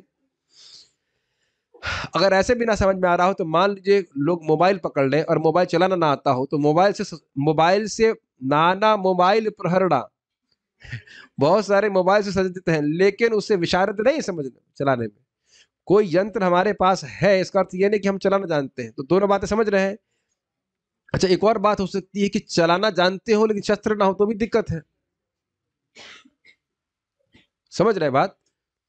चलाना जानते हैं लेकिन शस्त्र ना हो तो दोनों ही बातें, शस्त्र है भी और चलाने में बहुत निपुण है और मरने तक के लिए तैयार है। तो कह रहे हमारे और शूरवीर भी है। अरे टिंगड़ी पहलवान हो, मरने के लिए एकदम पतला दुबला सैनिक हो, तो उसके उसके शस्त्र ग्रहण करने का क्या प्रयोजन है? कोई प्रयोजन नहीं है। तो शूरवीर है, मरने के लिए तैयार है, शस्त्रों से युक्त है और युद्ध में विशारद है। तो हमारे अब मतलब जीतने में कोई असंभावना नहीं है। हम निश्चित जीतेंगे, हमें कोई घबराहट नहीं है। ये सब बातें पता नहीं है क्या द्रोणाचार्य को? लेकिन ये केवल अपने भय को छुपाने के लिए बोल रहा है। सब बातें द्रोणाचार्य जी को पता है। ठीक है। भवान अर्थात द्रोण। क्यों? क्योंकि द्रोणाचार्य से बात कर रहा है, उनको एड्रेस कर रहा है। विकर्ण दुर्योधन का छोटा भाई था। यही था ना विकर्ण जिसने द्रौपदी के अपमान के खिलाफ बोला था। बड़ी रोचक घटना है कि भीम ने संकल्प लिया था कि 100 के 100 भाइयों को मारूंगा, तो इनको भी मारे, लेकिन मारने के बाद की परिक्रमा की, क्योंकि इन्होंने मतलब द्रौपदी के विरुद्ध, मतलब द्रौपदी के अपमान के विरुद्ध जवान मतलब आवाज उठाई थी, ये गलत हो रहा है, नहीं करना चाहिए। कितना अद्भुत लगा होगा ना भीम को उनसे युद्ध करते हुए। उनकी कोई वास्तव कोई दुश्मनी नहीं थी, अच्छे व्यक्ति थे वो। सौमदत्ती अर्थात भूरिश्रव, इस सौमदत्त के पुत्र। द्रोण आदि 7 वीरों का जो वर्णन हुआ मतलब पिछले श्लोकों में, वह सब युद्ध में विजयी रहे हैं अर्थात समितंजय। निश्चय ही यह मेरे सेना के विशिष्ट वीर हैं, किंतु ऐसे असंख्य वीर हैं जिसको अन्य से इंगित कर रहे हैं, मतलब अन्य लोग भी हैं। ऐसे बहुत से हैं अर्थात वह जैसे जयद्रथ, कृतवर्मा और शल्य। शल्य कौन थे? ये युधिष्ठिर महाराज के मामा थे। शल्य थी, शल्य ही थे, शल्य थे, शल्य शल्य शल्य शैल्य नहीं, शल्य शल्य थे। यह अपनी सेना को लेके आए थे और इनको दुर्योधन ने खूब स्वागत किया। और वह सोचे कि जरूर युधिष्ठिर महाराज ने हमारे स्वागत के लिए भेजा होगा। तो कहे जिसने भी इस सेना को भेजा है हमारी जिसने भी इस स्वागत को भेजा है हम उसकी तरफ से युद्ध करेंगे। तो बाद में दुर्योधन आता, कहते हैं यह आतिथ्य हमारी तरफ से था। तो कहा तुमने हमारे साथ धोखा किया, अच्छा जो भी बात है हम आपकी तरफ से युद्ध करेंगे। लेकिन वह कर्ण के क्या बने थे? वो सारथी बने थे और उसको बार बार डीमोटिवेट करते, तुम अर्जुन से युद्ध नहीं कर पाओगे ऐसे करके। तो युधिष्ठिर महाराज कहते हैं हम आपकी मदद करेंगे इस प्रकार। बहुत बड़ी बात होती है। मान लो आप कहीं जा रहे हो, भगवान तो तुम्हारा एक्सीडेंट हो जाए, तो वही नहीं भी होगा तो भी आदमी डरेगा, शब्द से उनको डिमोटिवेट करते। ये तो पढ़ेंगे जब आप महाभारत अभी देखेंगे तो। ठीक है। हाँ ये हो गया। अन्य में सबका नाम रखे जा रहे हैं। और शल जो मेरे लिए अपने प्राणों को त्यागने के लिए दृढ़ प्रतिज्ञ है, यदि इसकी आवश्यकता हुई तो, अर्थात मदर्थे त्यक्त जीविता। स्पष्ट समझ में आ रहा है? इनको कोई हिचक नहीं होगी मेरे मरने के लिए। क्या कह रहे हैं? नहीं नहीं, दुर्योधन कह रहे हैं कि जितने अन्य वीर हैं यह मेरे लिए जीवन त्यागने के लिए उत्सुक है, मतलब इन्हें कोई दिक्कत नहीं होगी। अगर इनको आवश्यकता पड़ी कि भाई युद्ध करो कि मरो, तो मरने के लिए तैयार है। ये कहने का मतलब नहीं समझ पा रहे हैं? क्या कठिनाई है?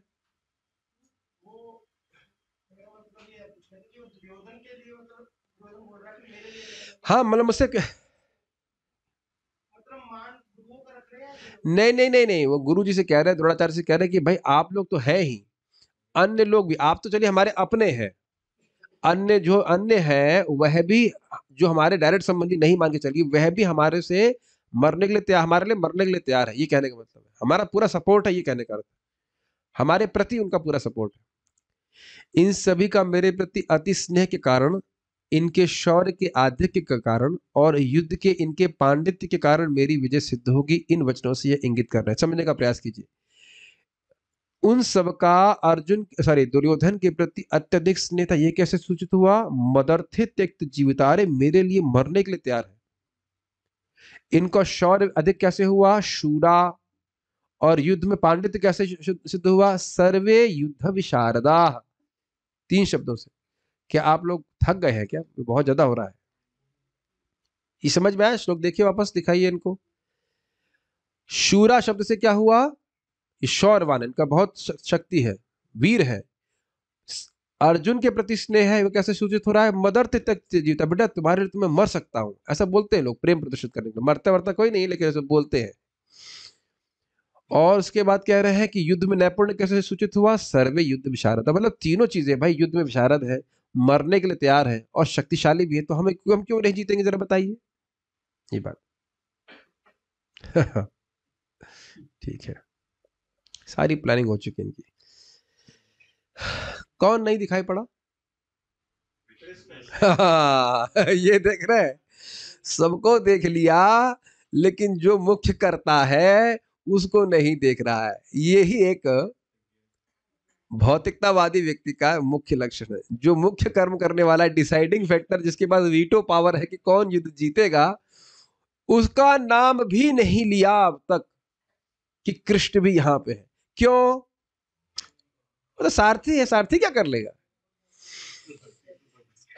सारा गेम तो सारथी खेल रहे थे, है ना? कितने आश्चर्य की बात, इतने बड़े बड़े लोगों को देख लिया, अर्जुन को देखे लेकिन कृष्ण का नाम नहीं लिया।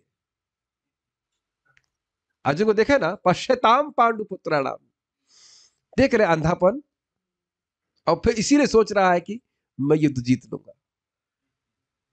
और भगवान तो कुछ कर नहीं रहे। परपट दुर्योधन उन अद्वितीय युद्ध वीरों का उल्लेख करता है जो सदैव विजयी होते रहे। समितंजय विकर्ण दुर्योधन का भाई है, अश्वत्थामा द्रोणाचार्य का पुत्र है, और सौमदत्ती या भूरिश्रवा बाहलिकों के राजा का पुत्र है। कर्ण अर्जुन का आधा भाई है, क्योंकि वह कुंती के गर्भ से राजा पांडु के द्वारा के साथ विवाहित होने के पूर्व उत्पन्न हुआ था। ये कहानी भी आप जानते हैं, और कुंती माता के कान से उत्पन्न हुआ था। अब लोग कुछ नए लोग होंगे तो कहेंगे ये क्या बातें हो रही है। सब कुछ हो सकता है। देखिए, ये कहता है शास्त्रीय श्रद्धा, हमारे को समझ में नहीं आ रहा, इसका मतलब ये नहीं कि कुछ भी होता नहीं है। कृपाचार्य की जुड़वा बहन द्रोणाचार्य को ब्याही गई थी। कृपाचार्य की जुड़वा बहन कृपी द्रोणाचार्य जी को ब्याही थी। ये तो इंफॉर्मेशन है, आप जानते, इसमें कोई व्याख्या की जरूरत नहीं। जहां तक अन्यों का यथा जयद्रथ, कृतवर्मा तथा शल्य का संबंध है, वे सब दुर्योधन के लिए अपने नहीं होना चाहिए, अपने प्राणों की आहुति देने के लिए तैयार रहते थे। इसका मतलब है कि उनका अत्यधिक स्नेह था दुर्योधन के प्रति। दूसरे शब्दों में यह पूर्व निश्चित है कि वे पापी दुर्योधन के दल में सम्मिलित होने के कारण कुरुक्षेत्र के युद्ध में मारे जाएंगे। क्लियर समझ में आया? ये सरस्वती जी उसकी वाणी से बोल रहे कि ये मरेंगे ही, मरने के लिए आए हैं और ये मरेंगे ही, और मरे भी। निसंदेह अपने मित्रों की संयुक्त शक्ति के कारण दुर्योधन अपनी विजय के प्रति आश्वस्त था, लेकिन भगवान की शक्ति को वो नहीं देख पा रहा था। ये मूर्खता थी इसकी। 2 श्लोक और। ये श्लोक बड़ा विचित्र तरीके से रखा गया है, इसके शब्दों का अर्थ बड़ा अद्भुत है। अपर्याप्तम तदस्माकम बलम भीष्माभिरक्षितम पर्याप्तम त्विदमेतेषां बलम भीमाभिरक्षितम। हमारी शक्ति अपरिमेय है और हम सब पितामह द्वारा भली भांति संरक्षित हैं, जबकि पांडवों की शक्ति भीम द्वारा भली भांति संरक्षित होकर भी सीमित है। एक इंटरेस्टिंग बात है, यहां शब्द पहला देखिए, अपर्याप्तम। पर्याप्त का मतलब क्या होता है? पूर्ण, कंप्लीट। अपर्याप्त मतलब इनकम्प्लीट। लेकिन अर्थ क्या लिया गया है? अपर्याप्तम का अर्थ यहाँ पे लिया गया है अनलिमिटेड, अपरिमेय, जिसको नापा नहीं जा सकता। तो ये अर्थ पूर्ववर्ती आचार्य ने लिया है, इसलिए ये लिया। मैं समझ नहीं पाता था कि प्रभुपाद जी इसको ऐसे कैसे अर्थ लें। अपर्याप्त का अर्थ क्या होता है? इनसफिशिएंट। पर्याप्त का मतलब ये होता है ना सफिशिएंट, अपर्याप्त मतलब इनसफिशिएंट। लेकिन यहाँ पे अपर्याप्त का अर्थ लिया गया है कि जिसको नापा ना जा सके। तो कह रहे हैं अपर्याप्तम तत् अस्माकम बलम। अस्माकम मतलब हमारा जो वह बल, तत् मतलब वह हमारा वह जो बल है, हमारी सेना का जो बल है, वह तो तत् अपर्याप्तम, वह तो असीमित है। ऐसा क्यों कह रहे हैं? कह रहे हैं भीष्माभिरक्षितम, भीष्म प्लस अभिरक्षितम। रक्षित और अभिरक्षित का अर्थ क्या हुआ बताइए? बहुत अच्छे से रक्षा की जा रही है। किसके द्वारा? भीष्म के द्वारा। भीष्म तो नॉन डिफीटेड चैंपियन है, जो परशुराम से भी नहीं हारे, तो उनके युद्ध में उनसे युद्ध में कौन हरा सकता है बताइए? ये पहली लाइन क्लियर हो रही है कि भीष्म के द्वारा अभिरक्षित होने के कारण, बड़ी अच्छी तरह रक्षित होने का मतलब मर जाऊंगा, जब तक मरूंगा नहीं तब तक मैं रक्षा करता रहूंगा, युद्ध करता रहूंगा, ऐसी भीष्म की प्रतिज्ञा रही। पूरे मनोयोग से रक्षा कर रहे हैं, ये अर्थ हुआ। ठीक है, फिर कह रहे हैं पर्याप्तम तु इदम एतेषाम। एतेषाम का अर्थ हुआ ये पांडवों की, ये जो बल है, इदम, ये जो इदम मतलब ये और एतेषाम मतलब ये, इन पांडवों का ये जो बल है यह तो पर्याप्त है। पर्याप्त का अर्थ क्या है? लिमिटेड है, इनसफिशिएंट है, सीमित कहना चाहिए, सीमित है। क्यों भाई ऐसा क्यों कह रहे हो? भीम अभिरक्षित हो, भीम के द्वारा अभिरक्षित है। भीम को दुर्योधन कभी कुछ गिनता ही नहीं था, जानता था ये शक्तिशाली है, फिर भी वह उसको हीन मानता था।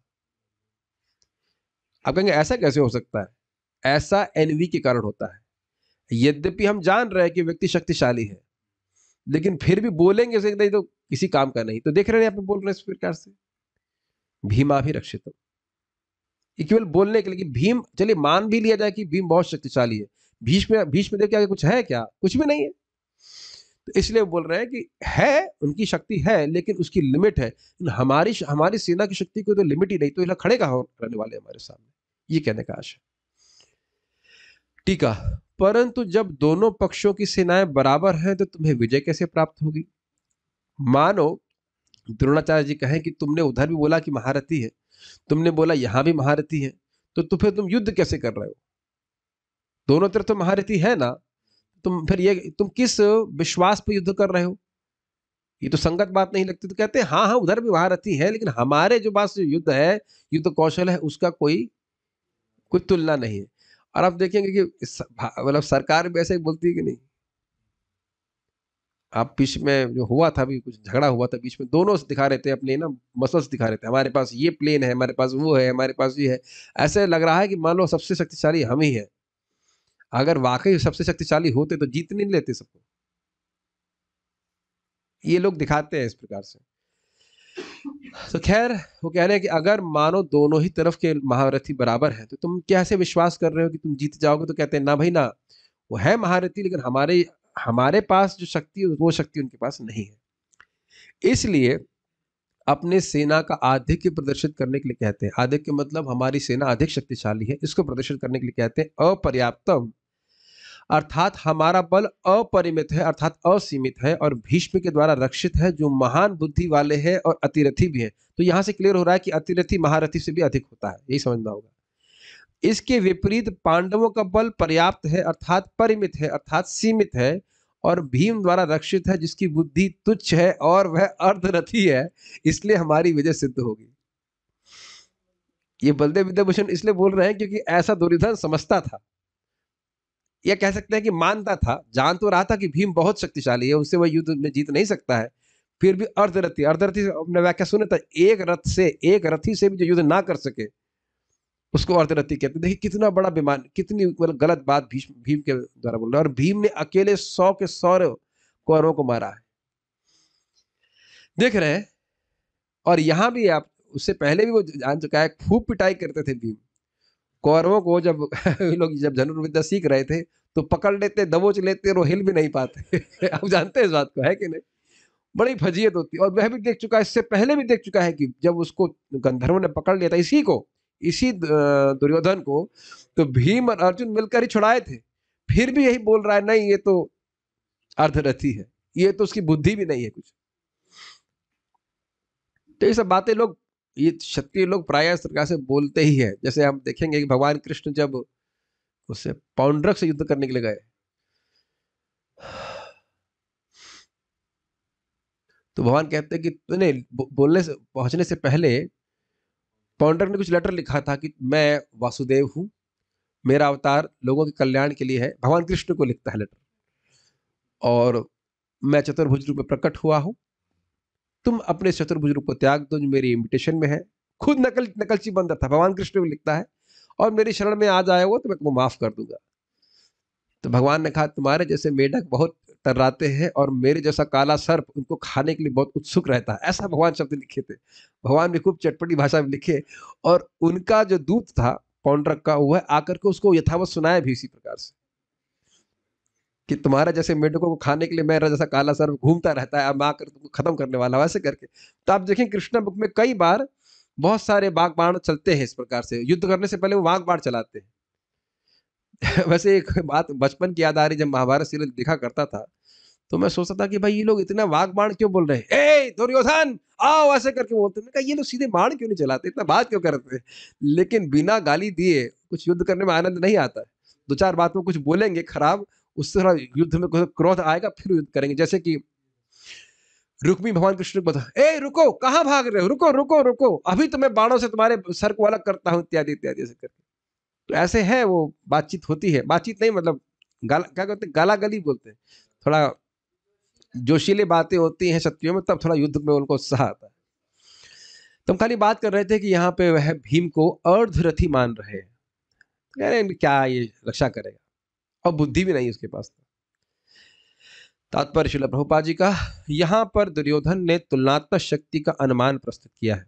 वह सोचता है कि अत्यंत अनुभवी सेना नायक भीष्म पितामह के द्वारा विशेष रूप से संरक्षित होने के कारण उसकी सशस्त्र सेनाओं की शक्ति अपरिमेय है, मतलब असीमित है, स्पष्ट है। दूसरी ओर पांडवों की सेना सीमित है क्योंकि उनकी सुरक्षा एक कम अनुभवी नायक भीम द्वारा की जा रही है, जो भीष्म की तुलना में नगण्य है। कभी जरा सोचिए कि प्रहलाद के सामने तो साक्षात भगवान थे भी नहीं। साक्षात से मेरा मतलब एटलीस्ट लोगों को नहीं दिख रहे थे, उनको तो अनुभूति हो रही थी। और हिरण्यकशिपु जो सब कुछ करने में समर्थ था प्रहलाद महाराज के लिए, और सब कुछ करने का प्रयास भी किया, और वह कुछ भी प्रहलाद महाराज का नहीं कर पाया।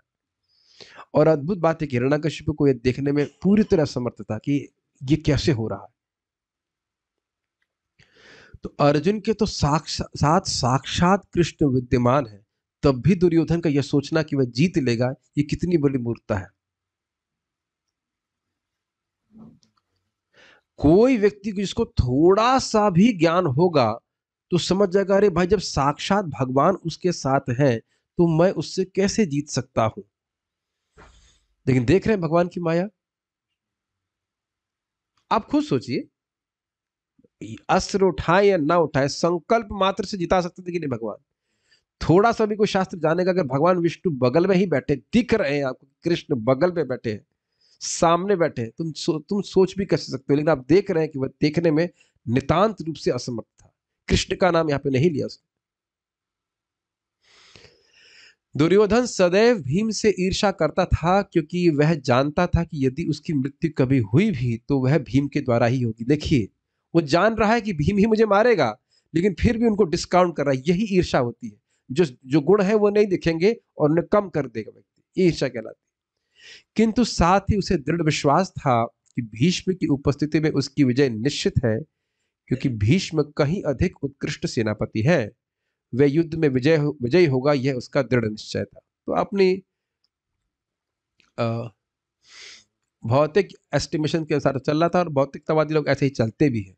भगवान के फैक्टर को नहीं देखते। कई बार भक्त लोग हमसे कुछ काउंसलिंग लेते हैं, कहते हैं ऐसा हो वैसा हो। हमने कहा आप भगवान को नहीं देख रहे हैं।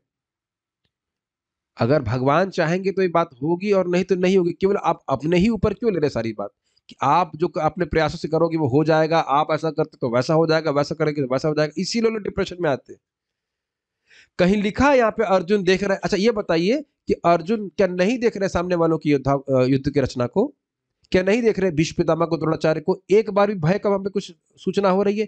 बिल्कुल भयभीत नहीं हो रहे। आप देख रहे हैं इस बात को? प्रैक्टिकल देखिए, पांडवों की सेना नंबर में भी कम है और शक्ति की दृष्टि से भी हीन है। अगर देखा जाए थोड़ी, तो भी उनका कोई यहां समाचार नहीं है कि वह भयभीत हो रहे हैं, कि नहीं? और देखिए दुर्योधन ने इतनी व्यवस्था बना के रखी है, फिर भी भय से मुक्त नहीं है। वो इतनी सारी बातें बोल रहा है लेकिन भय को छुपा नहीं पा रहा है। तो आप क्या देख रहे हैं यहाँ पे, कितना भी व्यक्ति व्यवस्था कर ले, भगवान के शरण में नहीं है तो वह भय से मुक्त नहीं हो सकता। एक बहुत बड़ी शिक्षा यहाँ पे प्राप्त हो रही है कि नहीं? आखिरी श्लोक आज का। अयनेषु च सर्वेषु अयनेषु च सर्वेषु यथा भागम् अवस्थिताः यथा भागम् अवस्थितः भीष्ममेवाभिरक्षन्तु भीष्ममेवाभिरक्षन्तु भवन्तः सर्व एव हि। भवन्तः सर्व एव हि। अतएव सैन्य व्यूह में अपने अपने मोर्चों पर खड़े रहकर आप सभी भीष्म पितामह को पूरी पूरी सहायता दे। तो देखिए अभी तक द्रोणाचार्य को संबोधित कर रहे हैं, यहां से समझ में आ रहा है कि केवल द्रोणाचार्य नहीं, द्रोणाचार्य को बोल करके अन्यों को भी संबोधित कर रहे हैं।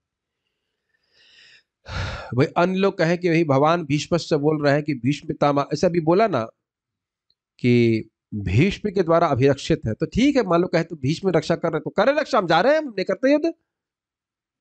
ऐसा ही बोल सकते हैं। आप भीष्म का ही नाम ले रहे हो ना, तो भीष्म से रक्षा करवा लेना, हमारे पीछे क्यों आ रहे हो?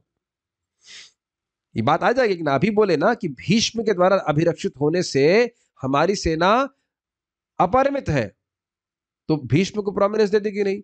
इन लोगों का ईगो बहुत ज्यादा होता है, क्षत्रियों का स्पेशली। ऐसे कहते हैं मूंछ बड़ी मूंछ पे क्या कहते हैं उसको, ताव देते हैं, ऐसा बोला जाता है। जरा सा मतलब आप मान कर दीजिए, नथिंग रॉन्ग, क्षत्रियों का ऐसा होता ही। ध्रुव महाराज को भी तो जरा सा अपमान कर दिया तो भड़क गए, शांत नहीं हुए। ब्रह्मा जी के पास उसे बड़ा पद प्राप्त कर दिखाऊंगा मैं। क्षत्रियों का स्वभाव ऐसा होता है, इसमें कोई दोष नहीं है, उनका ऐसा होता ही है। तो कह रहे अयनेषु मतलब सारे मोर्चों में, सर्वेषु मतलब सारे मोर्चों में, यथा भागम अवस्थिता, जिसका जिसका जो व्यवस्था बना दी गई है, अपने यथा भागम का मतलब तो अपने अपने स्थान। आप समझ रहे हैं कि इस कौरवों की व्यूह रचना होगी, उसमें अलग अलग मोर्चे होंगे। मोर्चे नहीं समझते हैं?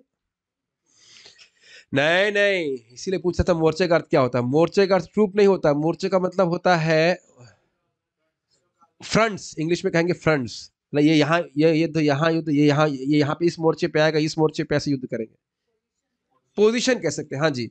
और यथा भागम का मतलब जिस मोर्चे को जिसको असाइन किया गया है। आप आधे लोग इधर जाओ, आधे लोग पीछे साइड पे जाओ, बाकी मेरे पीछे। कह रहे कि ऐसा नहीं किया होगा, इतने बुद्धू नहीं है। मतलब आप उस दिशा से युद्ध करिए, या चक्रव्यूह में है तो इस चक्रव्यूह में आप यहाँ स्थित रहिए, आप यहाँ स्थित रहिए। अगर आप महाभारत पढ़ेंगे तो स्पष्ट है, जैसे अभिमन्यु प्रवेश कर रहे थे चक्रव्यूह में, तो एक के बाद एक लेयर्स रहती है, उसमें लोग रहते हैं। यहाँ पे द्रोणाचार्य रहेंगे, यहाँ पे ये रहेंगे, ऐसे करके व्यवस्था होती है। जैसे चेस तो खेले होंगे कभी आप लोग बचपन में, इतना ज्ञान तो सभी टाइम तो बर्बाद कर ही देते होंगे मानव जीवन का। तो उसमें अब देखते हैं एक प्रकार की हम लोग क्या कर सकते हैं, मोर्चे नहीं लगा देते, यहाँ पे प्यादा, यहाँ पे ये, यहाँ पे वो, असाइन, हाँ या असाइन कर देते। वो युद्ध क्षेत्र में मानो चेस बोर्ड की तरह हर व्यक्ति को सेट किया गया है। उसने अगर ये व्यू रचना करी तो मैं ये व्यू रचना करूंगा, उसमें आपको यहाँ खड़ा होना पड़ेगा। अच्छा, ऐसा समझते होंगे जैसे आप लोग वो देखिए 26 जनवरी में जब वो विभिन्न प्रकार की झांकियां निकलती हैं, तो उसमें हर व्यक्ति को एक विशेष स्थान पे खड़ा रहना पड़ता है। वो उस अर्थ में समझिए यथा भागम अवस्थिता। और बाकी तो समझ ही रहे, सेना में भी होता है कि जब कोई युद्ध होता है तो एक कुछ सैनिक यहाँ खड़े होंगे, कुछ सैनिक यहाँ खड़े होंगे, या खड़े होंगे मतलब वहां से युद्ध करेंगे, ये कहने का आशय। भीष्म मेवाभिरक्षन्तु, और आप भीष्म की ही निश्चित रूप से रक्षा सहायता करें। अकेले भीष्म नहीं कर पाएंगे, आपकी सहायता की नितांत आवश्यकता, आप लोग बहुत महत्वपूर्ण, ये कहने का अर्थ है। मान लो वो युद्ध करने को पीछे से अटैक कर दे तो क्या करेंगे बताइए? आपकी युद्ध की आवश्यकता है कि नहीं? ऐसे बोलिए। भवन्तः सर्व एव हि, भवन्तः का मतलब आप सभी लोगों की आवश्यकता है, हम अकेले युद्ध नहीं कर पाएंगे। भीष्मदेव तो है ही, आप सबकी आवश्यकता है, आप सब लोग महत्वपूर्ण। तो डिप्लोमेसी समझ में आ रही है आपकी? देखिए, भवान भीष्मश्च, पहले द्रोणाचार्य जी का नाम ले लिया तो भीष्मदेव कहेंगे अच्छा पहले उनका नाम ले रहे हो, तो उधर बोल दिया भीष्म, भीष्म मेवाभिरक्षितम, भीष्मदेव की द्वारा रक्षा हो रही है। फिर वो लोग कहेंगे भीष्मदेव को ऊपर उठा रहे हो, नहीं आप भी महत्वपूर्ण है। तो इस तरह सबको मिला जुला के चलने के लिए युद्ध कर रहा है। एक इंटरेस्टिंग बात यह है कि दुर्योधन डिप्लोमेसी के द्वारा युद्ध करवा रहा है, युधिष्ठिर महाराज प्रेम के द्वारा। विशेष बात है।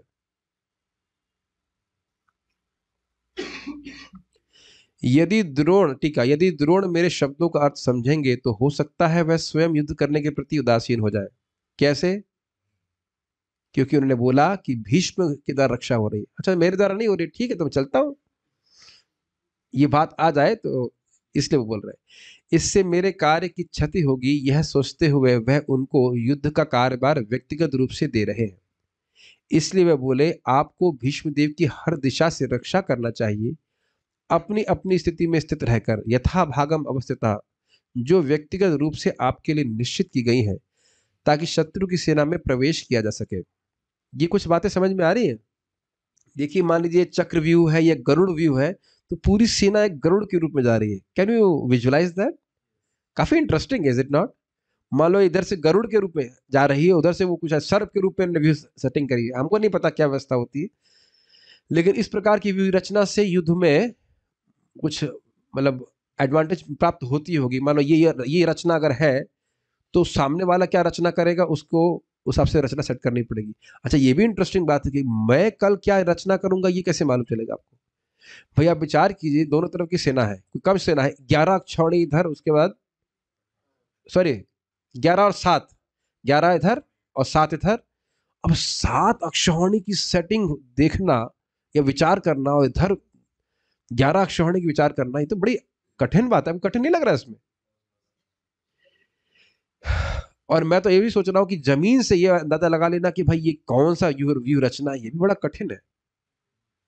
मतलब हमारे काम की बात ही नहीं, हम तो उसमें कोई ट्रेनिंग नहीं है, लेकिन वो लोग समझ लेते होंगे। लेकिन ये सब कितना सुंदर तरह से वो सोचते होंगे। तो कह रहे हैं बिल्कुल अच्छी जगह से जहां जहां बताया जा रहा है वहीं पे आप रहिएगा, ताकि जो व्यू रचना है उस ठीक से चले और हम लोग सेना को तोड़ सके। ये बात आप समझ पा रहे हैं? इस तरह से होता नहीं तो हम समझ नहीं पा रहे हैं।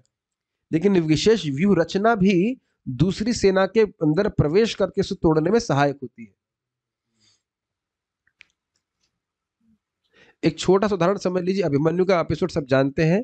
अभिमन्यु जब प्रवेश करते जा रहे थे, तो वह तो चक्र को तोड़ते जा रहे थे, लेकिन पीछे जो पांडव थे वह उनको बचाने के लिए आ नहीं पा रहे थे। और उसमें भी जयद्रथ बहुत बड़ा उसका रोल था। वह एकदम उसके गेट पे खड़ा हो जाता और पांडवों को रोक देता। तो ये सब व्यवस्था थी। वो चक्रव्यूह इस प्रकार से था कि इसमें मतलब बाकी लोग पीछे से सपोर्ट नहीं कर पाते। कैसा रहा होगा चक्रव्यूह? It's like something like a spiral, army in spiral. मैं तो थोड़ा सा मनन कर रहा हूं, आर्मी स्पाइरल रूप में है और वो चल ऐसे रही है कि स्पाइरल मेंटेन हो रहा है। I mean that's quite tough, is it not? नहीं लग रहा आप लोगों को टफ? कभी देखे ऐसी मार्चिंग कोई आप, स्पाइरल मार्चिंग?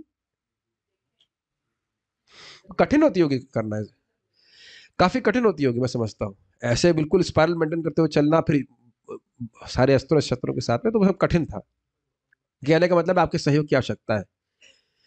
इस प्रकार से कार्य करें ताकि वह अन्यों के द्वारा आक्रमित ना हो, जब वह युद्ध करने में अभिनिविष्ट हो और पार्श्व और पृष्ठ का ध्यान ना दे रहे हो। मतलब आगे पीछे का ध्यान ना दे रहे हो, किसी युद्ध कर रहे हो, पीछे से कोई बाण चला दे, तो ऐसा नहीं है।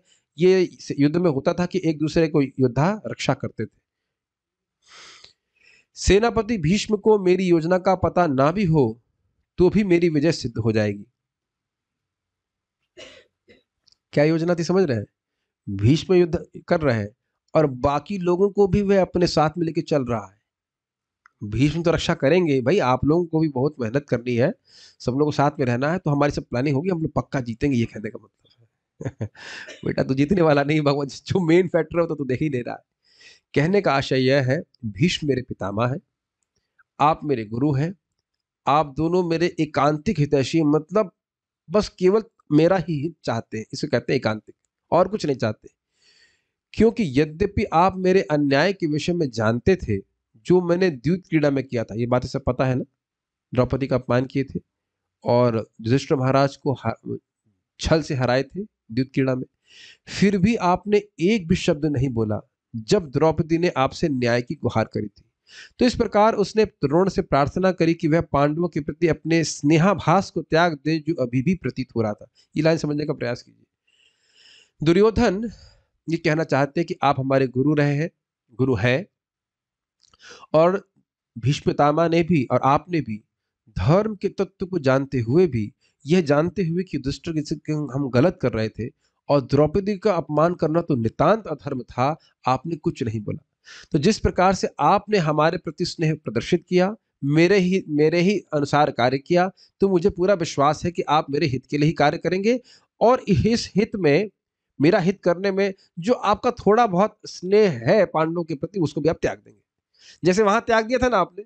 इस तरह से बोलना चाह रहा है। ये सब ध्वनित अर्थ है जो आचार्य यहाँ पे प्रस्तुत कर रहे हैं।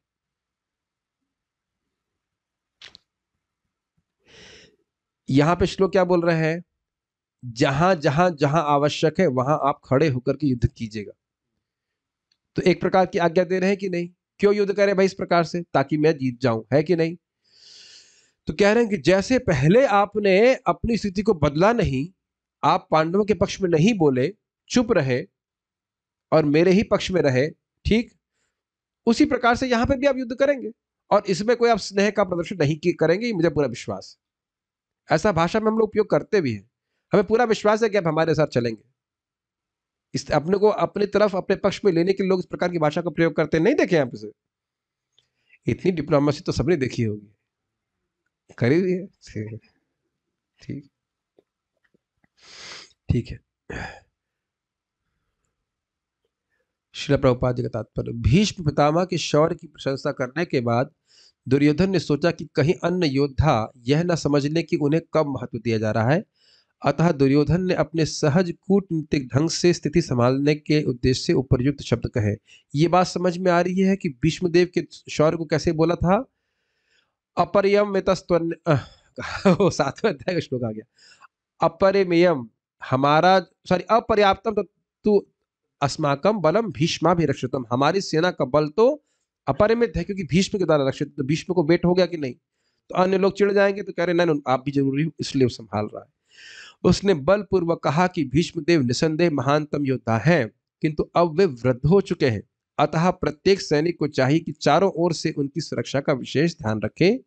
हो सकता है कि किसी एक दिशा में युद्ध करने में लग जाए और शत्रु इस व्यस्तता का लाभ उठा ले। अतः यह आवश्यक है कि अन्य योद्धा मोर्चों पर अपनी अपनी स्थिति पर होना चाहिए, स्थिति पर अडिग रहे और शत्रु को व्यूह न तोड़ने दे। स्पष्ट समझ में आ रहा है? पुस्तगति नहीं होना चाहिए, स्पेलिंग मिस्टेक। दुर्योधन को पूर्ण विश्वास था कि कुरुओं की विजय भीष्मदेव की उपस्थिति पर निर्भर है।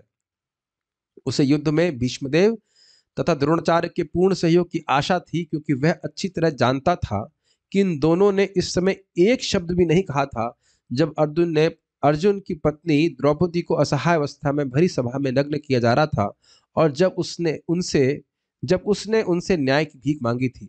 मतलब जब उस समय वह न्याय को बिल्कुल छोड़ दिए, तो अब न्याय क्या करेंगे? तो निश्चित रूप से हमारे तरफ से युद्ध करेंगे, चाहे मैं अधर्म की तरफ से ही युद्ध क्यों ना कर रहा हूं। कि दुर्योधन को पता थी बात, मैं अधर्म की तरफ से युद्ध कर रहा हूं, लेकिन जब इन लोगों ने पहले अधर्म का साथ दिया तो अभी वही करने वाले हैं। वह जानते हुए इन दोनों सेनापतियों के मन में पांडवों के लिए स्नेह था। दुर्योधन को आशा थी कि वे इस स्नेह को उसी तरह त्याग देंगे जिस तरह उन्होंने द्यूत क्रीड़ा के अवसर पर किया था। देख रहे हैं कि आप कह सकते हो कि प्रभु जी पढ़ ही क्यों रहे हैं, कुछ व्याख्या क्यों नहीं कर रहे? देखिए, पढ़ना ही अपने आप में पर्याप्त है। प्रभुपाद जी का तात्पर्य क्लियर है और ये हमारी अज्ञान को नष्ट करने वाला है। जहां आवश्यकता होती तो मैं समझा देता हूं। तो मैं समझ रहा, कोई प्रश्न है यहाँ पे क्या? वाई अपर्याप्तम word is use to show immeasurability. देखिए, इसको इस प्रकार से आचार्य ने समझाया है। श्रीपाद रामानुजाचार्य इस अर्थ को लेते हैं, इसीलिए श्रीपाद बलदेव विद्याभूषण इसको अर्थ लिए, इसीलिए प्रभुपाद जी भी इसी अर्थ को लिए हैं। ओके, तो यहां हम रुकेंगे। श्रीमद् भागवत। और कोई प्रश्न यहाँ पे किसी भक्त का है? ठीक है, प्रश्न तो कोई इसमें नहीं रहेगा। एक बात जो हम जरूर यहाँ पे सीख रहे हैं कि जो अभक्त है वह भगवान के प्रेजेंस को महत्व नहीं देता, जबकि सबसे महत्वपूर्ण बात, बड़ा फैक्टर भगवान श्री कृष्ण है। तो ठीक है, श्रीमद् भगवद गीता की जय, श्रील प्रभुपाद की जय, निताई गौर प्रेमानंदे।